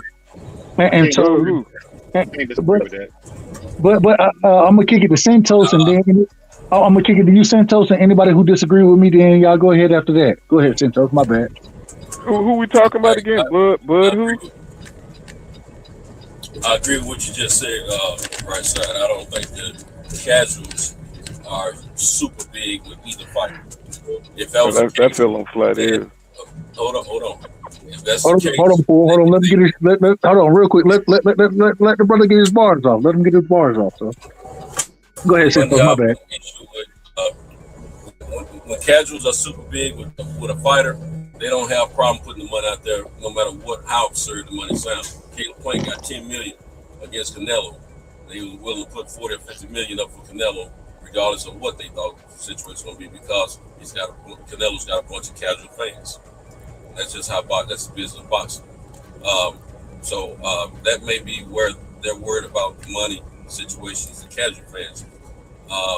You, I, and all the rest of us boxing pundits, we see a great fight, and we want to see a great fight. And this fight is one to be seen around the world, according to what we're hearing and discussing over the YouTube airways and Twitter and all this type of thing. However, maybe the business of boxing is not seeing enough from casual fans, promotional-wise, not promotion-wise, but as far as like not enough buzz from just people who normally don't,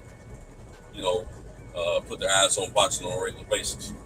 So anyway, I don't think this is a Bud issue as much as I think it is an Earl issue. I think this is both fighters have both stated that they want this fight.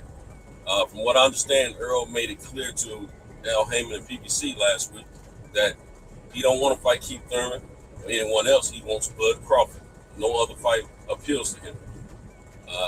That's strong medicine for those promotional companies and management companies to make that fight happen. Now, it's just a matter of getting the business, which is dollars and cents, to work out in every behalf. I think it has a lot more to do with overall money, not so much the person that each fighter is saying that they want it, but I think overall money is what we're having an issue at for this whole thing to come together. And Bud hadn't always been in the loop with this organization, the two organizations, BBC, Showtime, and so forth. Now, with Jake Paul issue is never money. Jake Paul bring in a lot of casuals to the boxing, the sport of boxing, period. And he gets a lot of sponsorship. There's not a factor with money when it comes down to that kid and him putting his promotions together.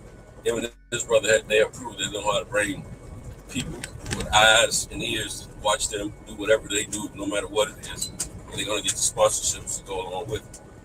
So the purses will be there for those guys. But this is not a fight with. I don't hear anything from either fighter saying that the other fighter is being ridiculous about the money issue. I could be off pace on that because I hadn't been tuned in like I should in the past. But I hadn't heard anyone talking about it. I hadn't seen any videos titled about that. I've heard more from fans speaking about who should waver or take less or take more versus anything versus casual. Versus the business of boxing. So, and I haven't heard anything like that from the fighter. So, I'm going to say that this has to do with overall business of this fight, which has to do with other monies outside of the purchase of these fighters. And that's what's in question right now, in my opinion. It's not a fact, this is an opinion. I still feel like this fight is going down. I'm keeping my hopes up, and I'm waiting for them to announce something, and I'm going to be purchasing my ticket, and my plane, as well as my plane ticket, when this fight is announced. And Santos, brother, I'm with you, and the brothers on the panel, they'll tell you. That's the reason I say I ain't gonna lie. I'm saying fuck this fight right now. I'm saying fuck everybody involved with it. That's what I'm saying. And the reason being is because of the last point you brought out. I'm ready to purchase my plane ticket. I'm ready to purchase every my hotel. I'm ready to purchase it. And I ain't got a date, and I got to negotiate nonsense. And they'll tell you I'm mad about this right now. And that's why I say I don't think the fight happening. And if it do happen, I'm still gonna do my best to be there. But damn it, y'all need to give me some dates so I can go ahead and negotiate and do what I need to do so I can be at the fight. I want to be at that fight, bro. You feel me? And it is what it is. But real quick, let me read what my brother, the Boxing Scholar, he brought out right here.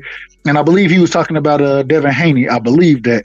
Boxing Scholar, make sure I'm correct in what I'm saying when I'm saying you're talking about Devin Haney. But he said he invested and sacrificed so much using that boxing logic. He better be the A side in all negotiation. He has all the belts. Now, I disagree with that. I think that Tank Davis, if he fought a Tank Davis, I think Tank still ends up being the A side against Devin Haney, regardless of the belts, and especially with them telling us how the belts don't mean nothing. Even though Floyd would tell you, I did something better than Undisputed. I had 5 belts at one time. He'll say that, but then he'll also tell you, the belts don't mean that for Gervonta Tank Davis. Whole nother story, but I'm just saying what they gonna say. So, but I agree. Add to what you just said real quick. It's pretty much known fact throughout the industry in the sport of boxing, especially in that 135 division, that Tank is the money man. Matter of fact, he's probably the money man between 135 and 140. However, you probably see a situation where these fighters, Dev is the man with the credentials, and you probably see a fight where one guy will come out before the other, and then the other will probably be introduced before the other. I've seen them do that in several fights. Matter of fact, Wilder and Fury did that in one or two of their fights. Just to give respect to one another and show, it ain't that great of a difference between the A and the B side. You know what I'm saying? So that's just. Hey, Santos, we lost you we lost you on your last point, but let me go ahead with the Boxing Scholar. And excuse me, how much of the, I believe it should be how much of the onus and responsibility is on the boxing purists to educate the fans if the average fan don't know about Spence and Bud? It's our fault. Well, I'm going to tell you, and I want to respond quickly to that point. I'm being the fan that I am. I know the guys that I talk to, my friends, you know what I'm saying? They know this, they know a little about boxing, but when I start to really speak on the sport of boxing, they have no clue what I'm talking about. That's why I chop it up with y'all, is because they have no clue what I'm talking about, none whatsoever, and it's disgraceful in my opinion. But Carl Hansen, he said he had some technical difficulties, but appreciate the chat, man. He said he's showing love to y'all, man. Much love to you, Carl. You know what I'm saying? And then the Boston Scholar said OG Santos. Yeah, Santos is always cooking, man. Salute to the brother. And then the last point, Jay Dixon brought out this point. He said, hey, Bob told Dev and Bill on camera in the room full with people he wasn't getting the fight because he signed with the wrong promoter. He signed with Bob, and now he's undisputed. I agree. Sometimes, and that's why I always say, man, Dev want the smoke. And he's gonna do what he needs to do to make that happen. And we saw him go from getting paid his biggest paydays over there with Eddie Hearn, and we saw him say, "Hey, Eddie, this is my goal, and so I got to go over there to top rank." You know what I'm saying? Salute to the brother for doing that, man. Salute to him for doing it. That's let me say this though, right side. That's part of the problem though. Like, these fighters don't fight enough to promote themselves. Like, we know because we watch boxing. But had they been fighting more than once a year, their name would be out there more. They all looking to fight, do this whole negotiation thing about A side to B side. It's like they're like entertainers, rappers, singers, whoever. If let's say Beyonce took like 2-3 years off, she ain't gonna stay on top. It ain't gonna happen. But keep yourself relevant. No, go ahead, brother. Go ahead. No, go ahead. My bad. I don't want to cut you off. Go ahead, brother. No, go ahead. Say your thought. I was just saying you got to stay relevant. You can't be fighting once a year. And then if you're going to fight once a year, you better make sure you fighting a hellified opponent that's going to get that promotion out there. You can't be fighting like mediocre fighters unless your name is already built up. It's going to be hard to build your name up unless you're putting people on their back. And you not fighting people like that. So I'm only talking about the reference that you used.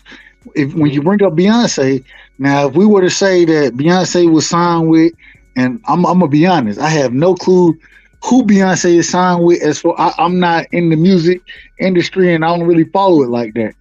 But I'm gonna say if she signed with Universal, I'm just saying if she signed with Universal, and it's different because we're not talking about one person building their self.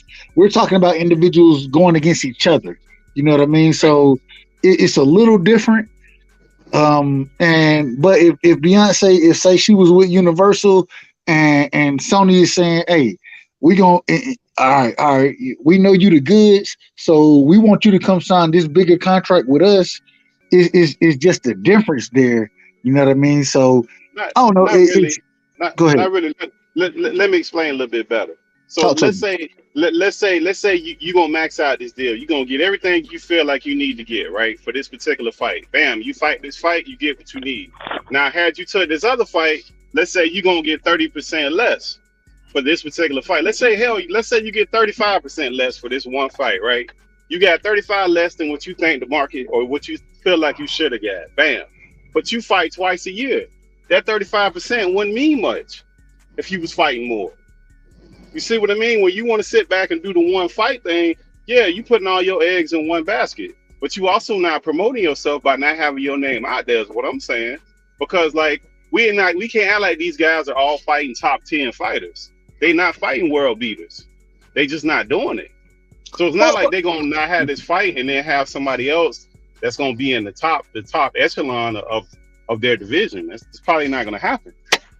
Well, we can't say they're all not doing it because you look at Devin Haney. Devin Haney going for the smoke. So, but I'm biased, and I don't even want to talk about Dev because I'm biased in that topic. Let me bring these chats out, and then we're gonna go to D-Ray. Then we coming back to you, Pool Counter. Okay.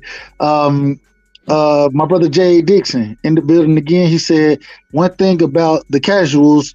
They don't want to see the or they just want to see the damn fight. There we go. They just want to see the damn fight. That's the majority of us, in my opinion. The Boston Scholar said, "You got to market the KOs like the UFC." I'm not mad at that.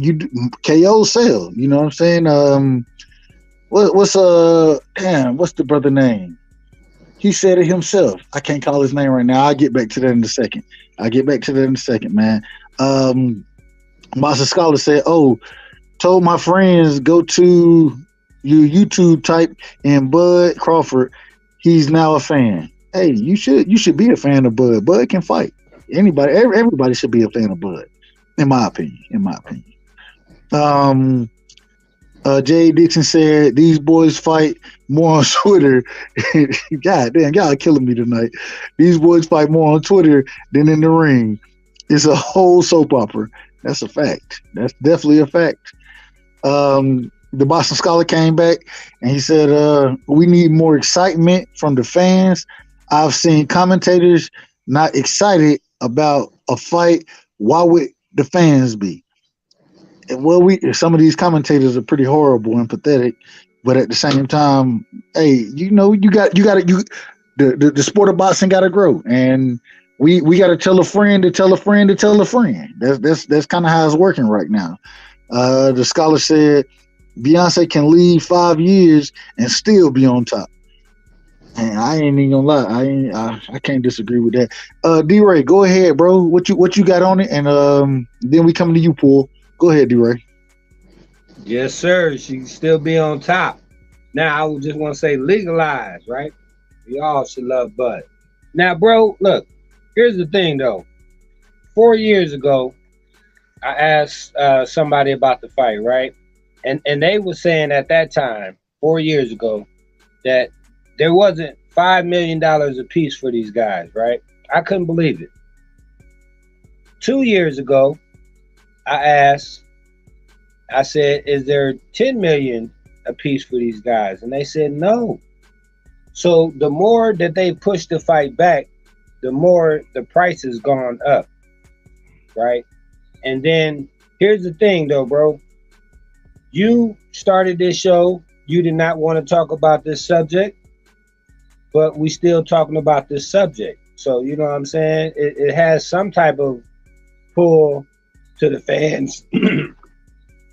And the last thing I will say is that neither EJ or Bud is, on the rock star level like a Canelo or some of those different guys, you know what I mean? And if they think that there's a difference between them, I really don't think it is, man. I think really our fan bases combined is just divided up, you know what I mean? So, we don't have the same purchasing power, if it was that country against this country, like with Devin Haney and George Kambosos, you know what I mean? Everybody that wanted to support Haney could support Haney. Everybody that wanted to support Kambosos could support Kambosos, and then the fight could be made.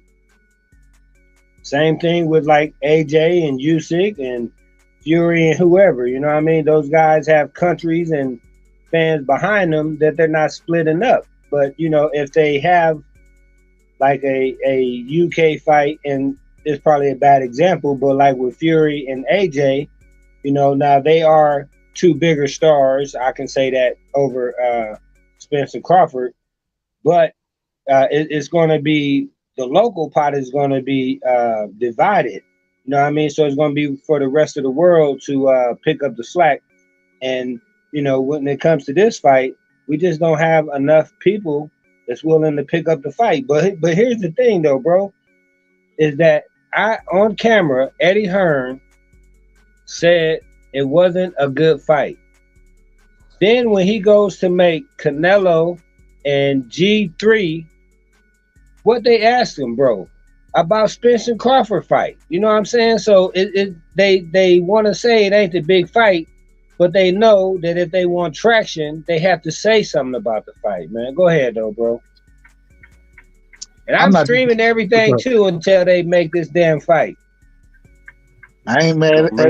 I'm mad, but I'm not mad because I feel that way. And once again, like I said, that's an emotional standpoint. I know I'm probably not going to do that just because it takes my dollars. In my opinion, this is just my opinion. It takes my dollars to grow the sport, and I want the sport to continue to grow. And I think that's one of the reasons streaming is where we're at with the Bud Spence fight right now. You know what I'm saying? So I'm saying that, and I don't know. I gotta figure out where I'm at with this shit, bro. I ain't gonna lie with you. I gotta figure out where I'm at if the fight really don't get made. But I don't believe it's gonna get made. We're gonna go to you, Santos. Oh no, my bad. Paul Counter, it's on you. Then we come to you, Santos. Go ahead, Paul. All right. I just, I gotta go after this, but I appreciate you being, inviting me to your panel. But if me and you were fighters right side, and let's say 47,000 people come to see you, right? Fight, right? And 16,000 people came to see me, right? Who's the biggest star? I'm just asking. Yes, I mean, you the biggest star or me? Hey, whoever got 45 coming there, that's the biggest star. Okay, if you sell 350,000 pay-per-views, you know what I'm saying, I sell 135, thousand pay-per-views, who's the biggest star? Whoever sold 350,000, that's the biggest star. So, EJ, he is the biggest star because more people want to see his fights because he's fighting the champions in the weight class. That's why people want to see he got better dance partners than Terrence Crawford, which is why we wanted to see Terrence Crawford leave Top Rank back in 2018 because all the champions was over at the PBC. So if Crawford would have came over, it wouldn't have been a problem. Yeah, he would have probably had more equal star status. I think he would have sold over at the PBC, but that's just, my opinion on it.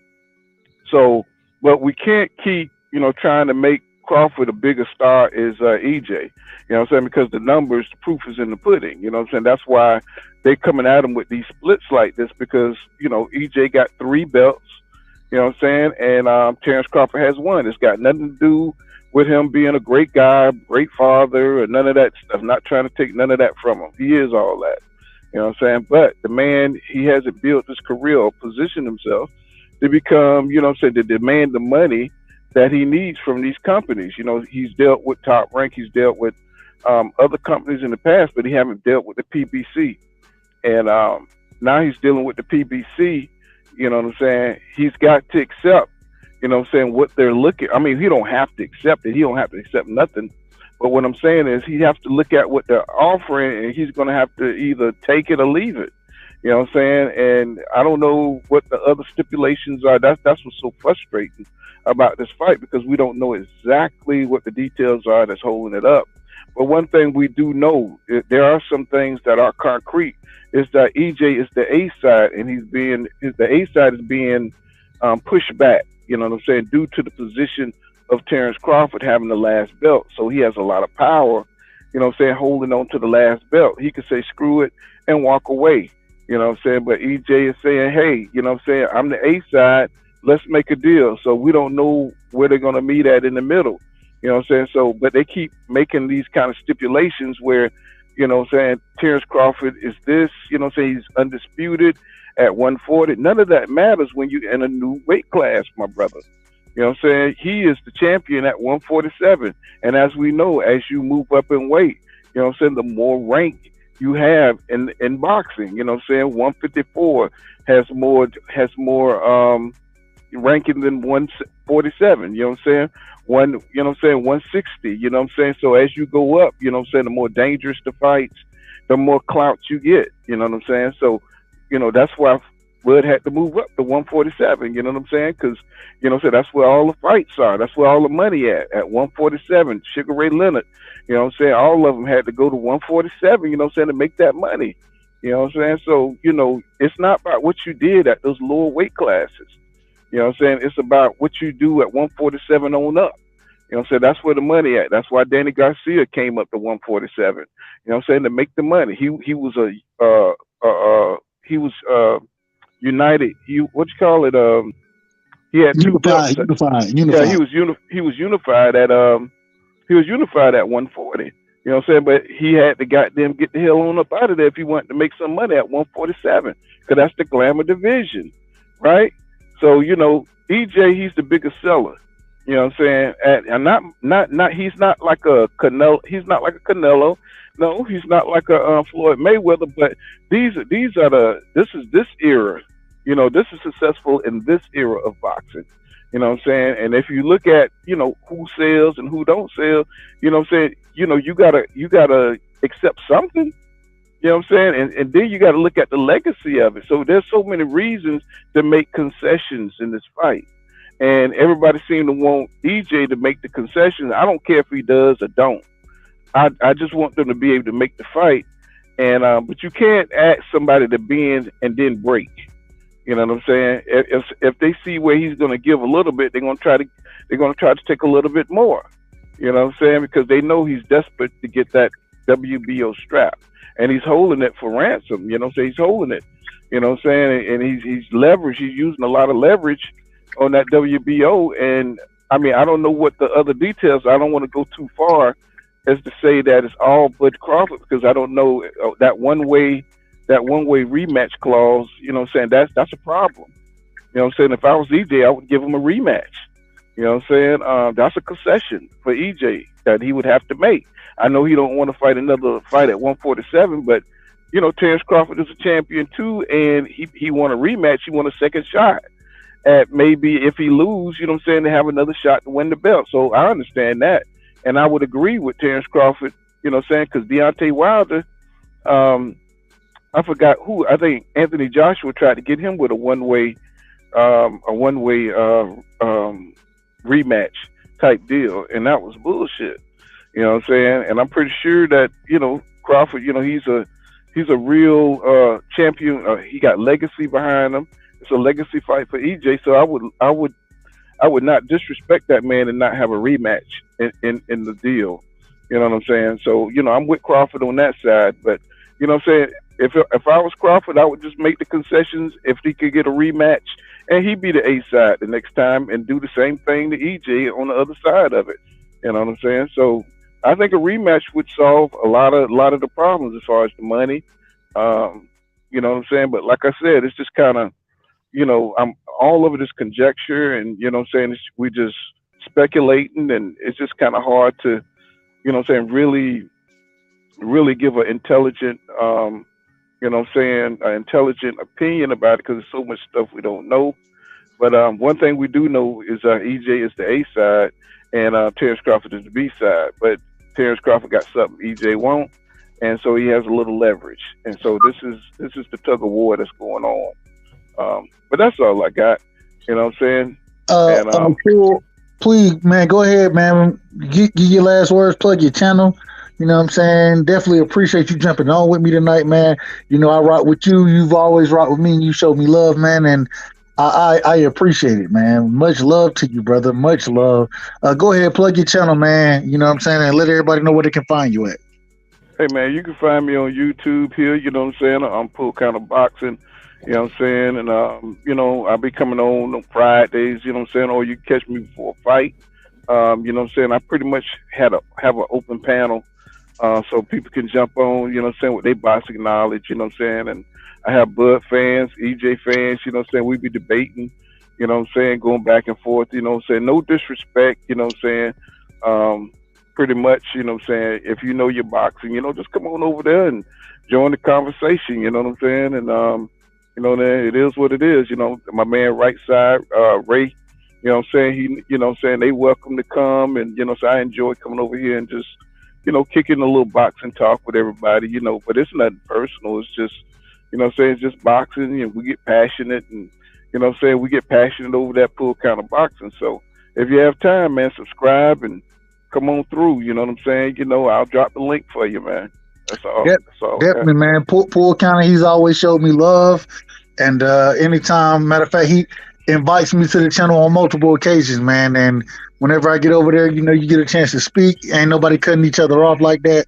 Well, I can't say it on. Sometimes, you know, you get some dudes out there, and I expect the same eventually over here as well. So, but at the same time, man, Pool, you run a great channel, man. Appreciate you, bro, and appreciate you rocking with me tonight, man. Much love to you, bro. No problem, bro. Always on the right side. All right, hey, man, I'm out.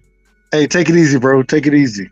We're going to go to Santos, man. And I ain't going to lie to you. We at 3:10 right now. You know what I'm saying? 3 hours, 10 minutes. So I'm getting ready to shut it down. Mark Nash, he hit me up. I definitely got to go show that brother love. I also got to go show Kyle love. So I got to figure that shit out as well. So Santos, man, give your last words, man.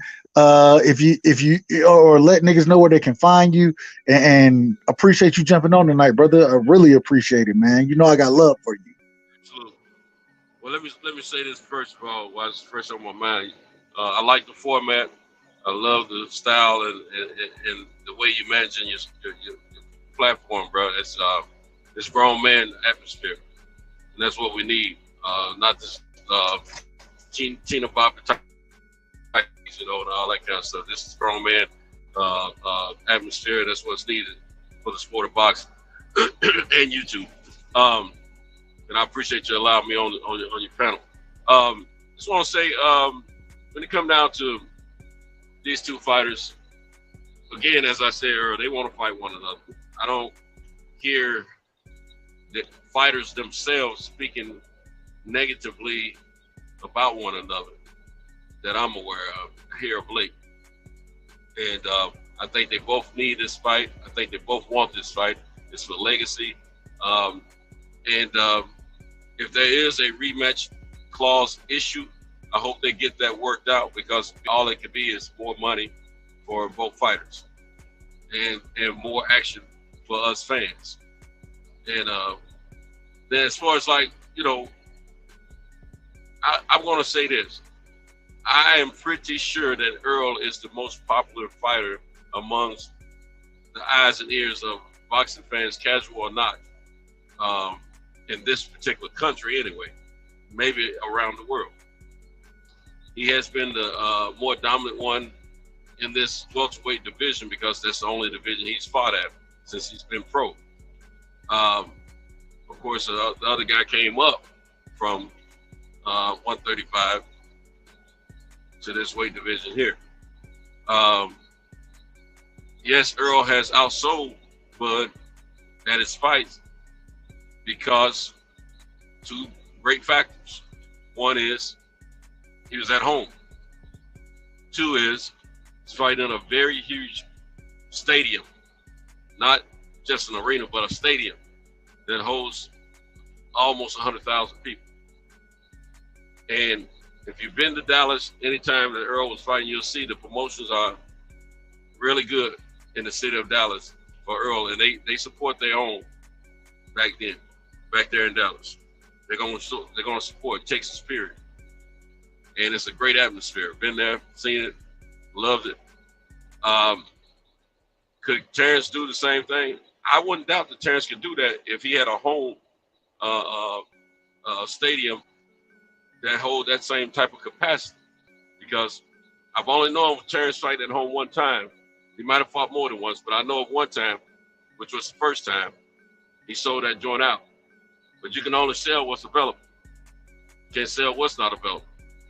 They don't have a stadium big enough, from what I understand, back in his locality to sell like Earl did. Not one that's covered anyway. So, and Earl has, done that, 2 or 3 times in Dallas, had big fights, big audience. And one thing I know about a ticket in the city of Dallas, in a stadium, it's going to be a little bit cheaper than a ticket in Las Vegas, where you don't have as big of a stadium or arena or what have you for folks. So all those things are factors in putting together a fight, and the prices of a fight, and who may be able to afford to get to the fight or not. Not taking anything from Spence. He has done what he needs to do. His pay-per-view numbers have been there. Plus, he's had more pay-per-view opportunities than Bud, of course. And unfortunately for Bud, choosing to stick with Top Rank has a different way of promoting fights and paying their fighters.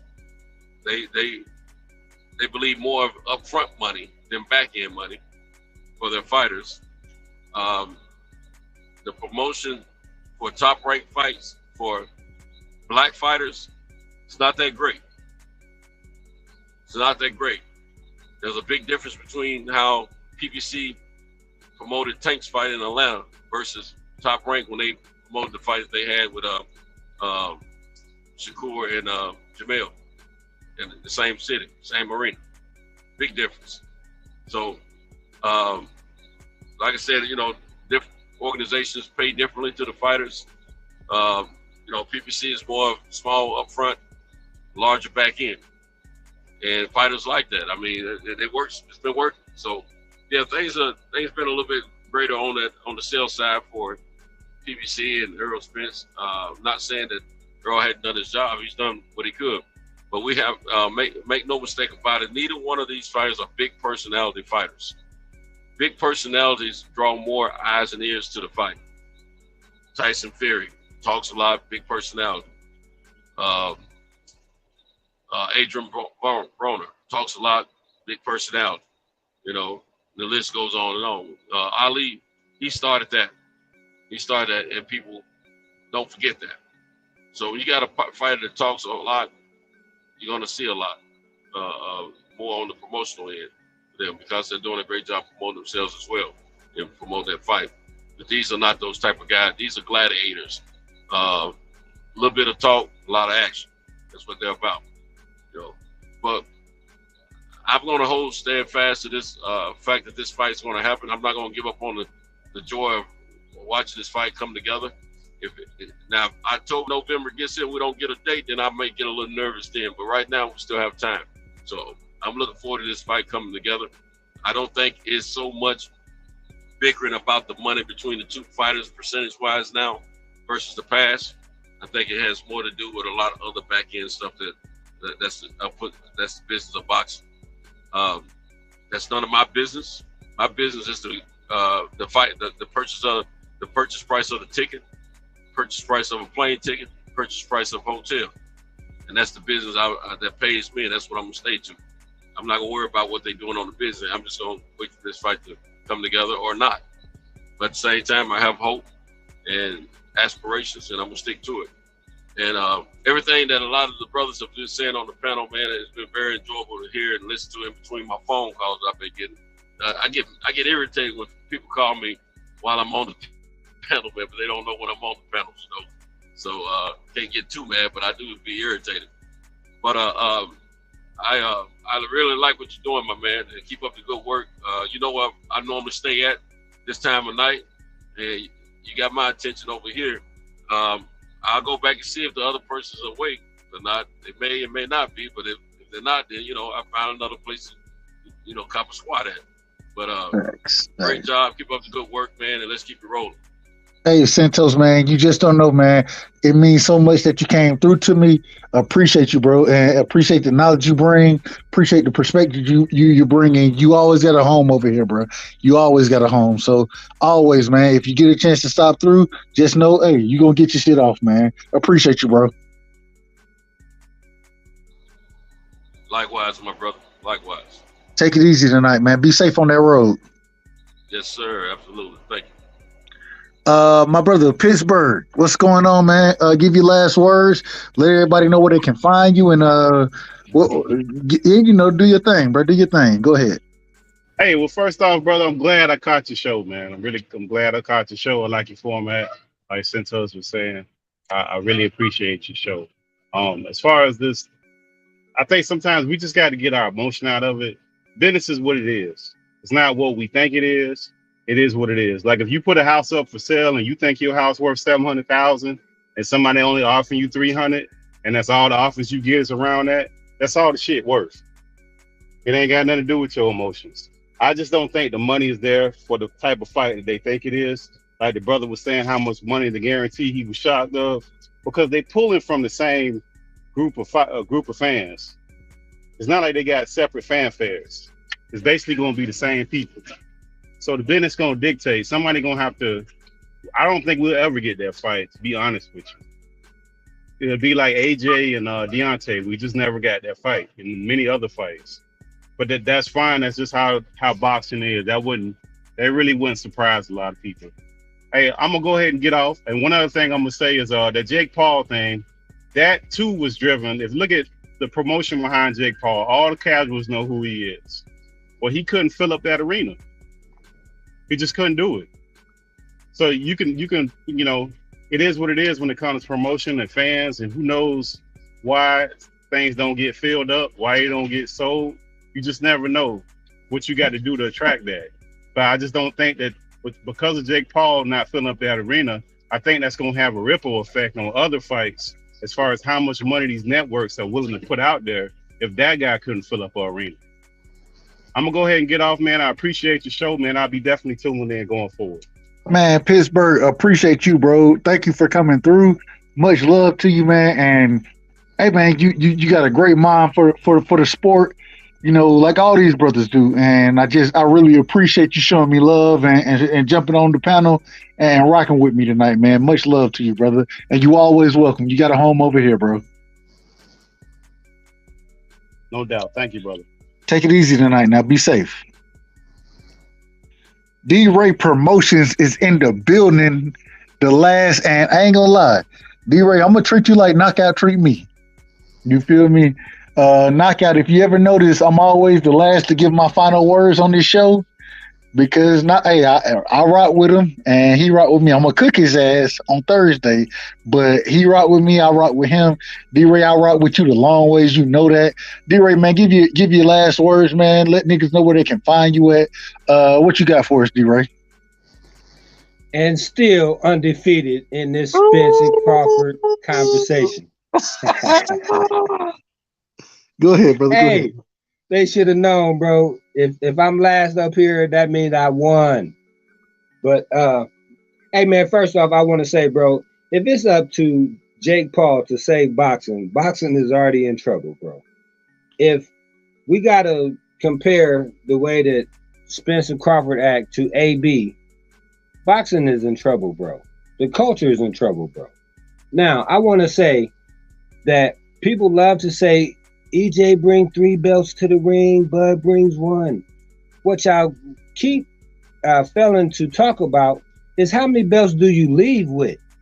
You leave with a lineal championship. You can't get that nowhere else, bro. That's priceless, right? That is meaning that you are the man at that division. I know y'all don't care, but the Ring Magazine belt also. So you might walk in with 3, but you got an opportunity to walk out with 6. You understand? That's a double up. Help me out, bro. I mean, y'all keep thinking about what he bringing. Think about what he have an opportunity to leave with. Man, come on now. I mean, it ain't that hard. Now, here's the thing. Y'all keep wanting to say, well, Bud should have went over to PBC, right?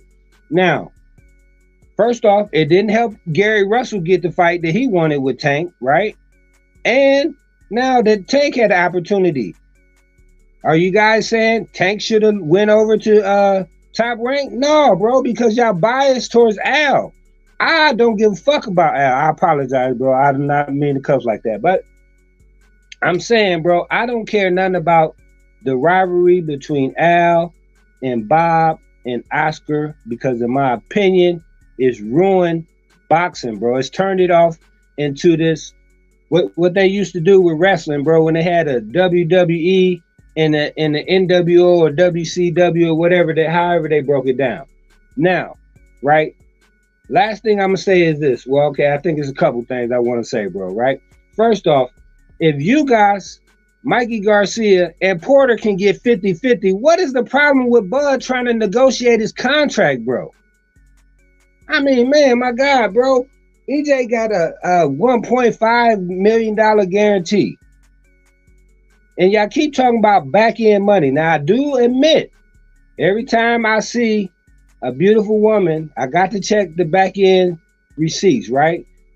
When it comes to this boxing, I ain't seen none, right? So they all flatbacks to me, bro.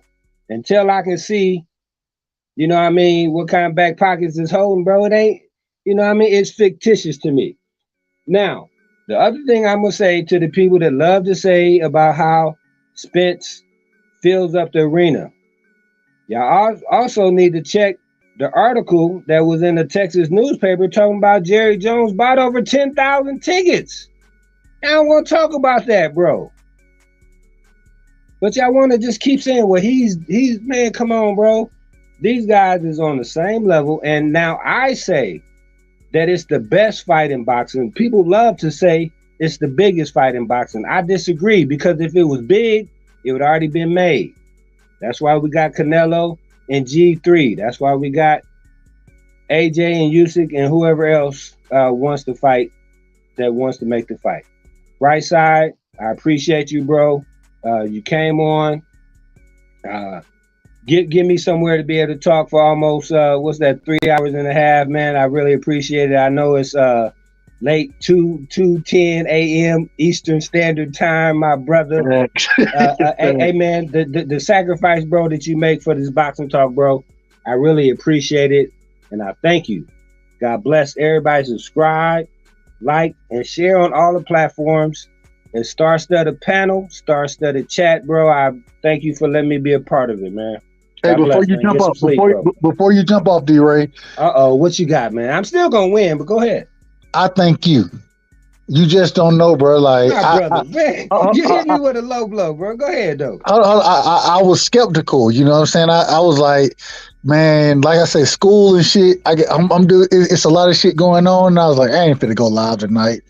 And when you hit me, bro, I was like, when I hit you with the yes, sir, I was like, man, damn it, I'm going live, man. I'm going live. And so I appreciate you, bro. I really appreciate you. And I would ask you, you know what I'm saying, respectfully, continue to push me, bro. Continue to push me.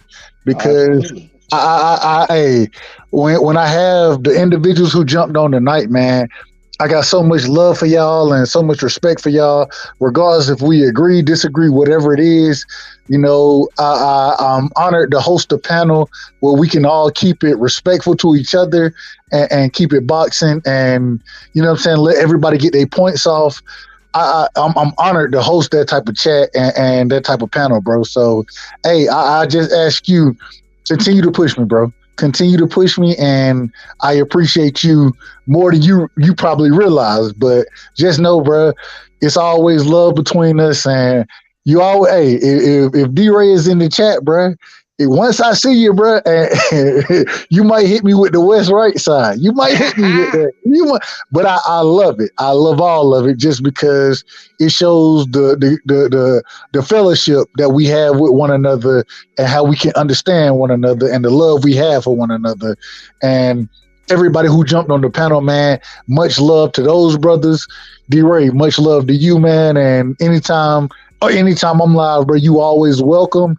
And like I say, I'm gonna treat you like Knockout treat me.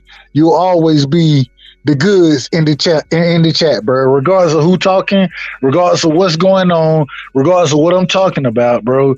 You always gonna be the goods in the chat because you one of those brothers who continue to push me, man. Hold on. D-Ray, can you hear me? Yeah, can you hear me? Yes, sir. I had to sleep my man. When I'm on my phone, my source started fucking up. But I just appreciate you so much, bro. And man, thank you, man. Thank you so much. Hey, fam, thank you so much, real man. quick. I just want to say this though, bro. Is that when you're talking about having this type of panel and this type of platform and how respectful it is, I think it all starts with you, bro. It just really shows what type of man you are, bro. So I want to thank you and give you your flowers, man. Keep doing what you're doing, bro. I appreciate you because even when people disagree with you, you still respectful to them, bro. And that goes further than any point that we try to make. You know what I mean? That's showing that we can treat each other with respect because the truth of the matter is outside of these, you know, whatever, right? We might not get that same respect. So it might be easy for us to disrespect another brother because we gonna get disrespected or what have you, you know what I mean? Or the potential or whatever it could be. But I just want to thank you, bro, and keep doing your thing, man. God bless you. Thank you, bro. And keep negotiating, man, because you're gonna get that fight, bro. Hey man, I'm not getting the fight. But hey, one thing, last thing. Man, salute to Omaha, Nebraska, man. Salute to Omaha. Salute to him, man. Hey, man, send us some of them Georgia football players. That's what we need. We're not gonna do none of that. We're gonna keep them. We're gonna keep them at home, and we're gonna keep winning down here. But man, D-Ray, you know I got much love for you, bro. You know I got much love for you, and I know you got much love for me, bro. And absolutely, I love you, bro. It's crazy when you can meet a brother we ain't never met in person, but at the same time we done chopped it up multiple times, and it's always been love and respect. And that's the way I plan to run my channel. You know what I'm saying? Love and respect. And so, man, appreciate you jumping on tonight, man, and hope to see you next time, bro. Hope to see you next time. Hey, man, get some sleep, man. It's early in the morning. Bro, I got like, all right, yeah. But it's crazy, bro. I don't sleep like that. Like I really don't sleep like that. The shit probably bad for my health. I ain't gonna lie. It's probably bad for my health. But hey man, take care of yourself though, bro. And we'll chop it up anytime. Absolutely, D-Ray, man. Much love to you, bro. Hey, KQ, you. last thing, KQ will say, hey, I get in the foxhole with D-Ray any day of the week, right? I'm gonna get in the foxhole with D-Ray any day of the week too. Hey man, last things, man. Salute to everybody who showed out in the chat, man. J.A. Dixon, appreciate you showing out tonight. You know what I'm saying? The Boxing Scholar showed up and showed out tonight for me, man. Let me see. Carl the Crocodile Hansen, he showed up and showed out for me tonight, man. Let's see, Teach, my brother Teach, he showed up and showed out for me tonight. Everybody on the panel, you know what I'm saying? Real quick, Con Shonery showing up and showing out once again. Let's see, anybody else I'm missing in the chat, man? I don't want to miss none of my brothers in the chat. No, my chat don't go far enough back. I had to get out. Oh, my brother Hebrew, man. Appreciate you, bro. Appreciate you showing up and showing out tonight. And everybody, man. Everybody who showed up and showed out. Con Shonery. Appreciate you, Con Shonery, for showing up and showing out.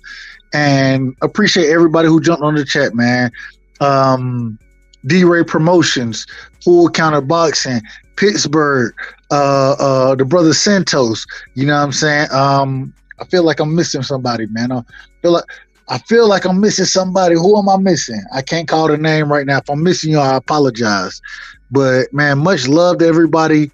I'm out for the night, man. Y'all go catch it. Either Mark Nash, he live right now, I believe, and the boxing section, they live right now, man. Y'all go kick with them brothers, because that's what I'm about to go kick it with them for a few minutes, and then I'm gonna be tapped out. But much love to all y'all, man. Much love and much respect, man. Much respect. Y'all just don't know the respect I have for y'all, and I appreciate everything y'all have done, man. I appreciate y'all, man. So I'm out tonight, but we'll rock again, man. We'll definitely rock again. Salute to everybody, man. Much love. Oh, last thing. Hey, and when you rocking over here, bro, where you rocking at? You always rocking on the right side. The right side, bro. Salute to everybody, man.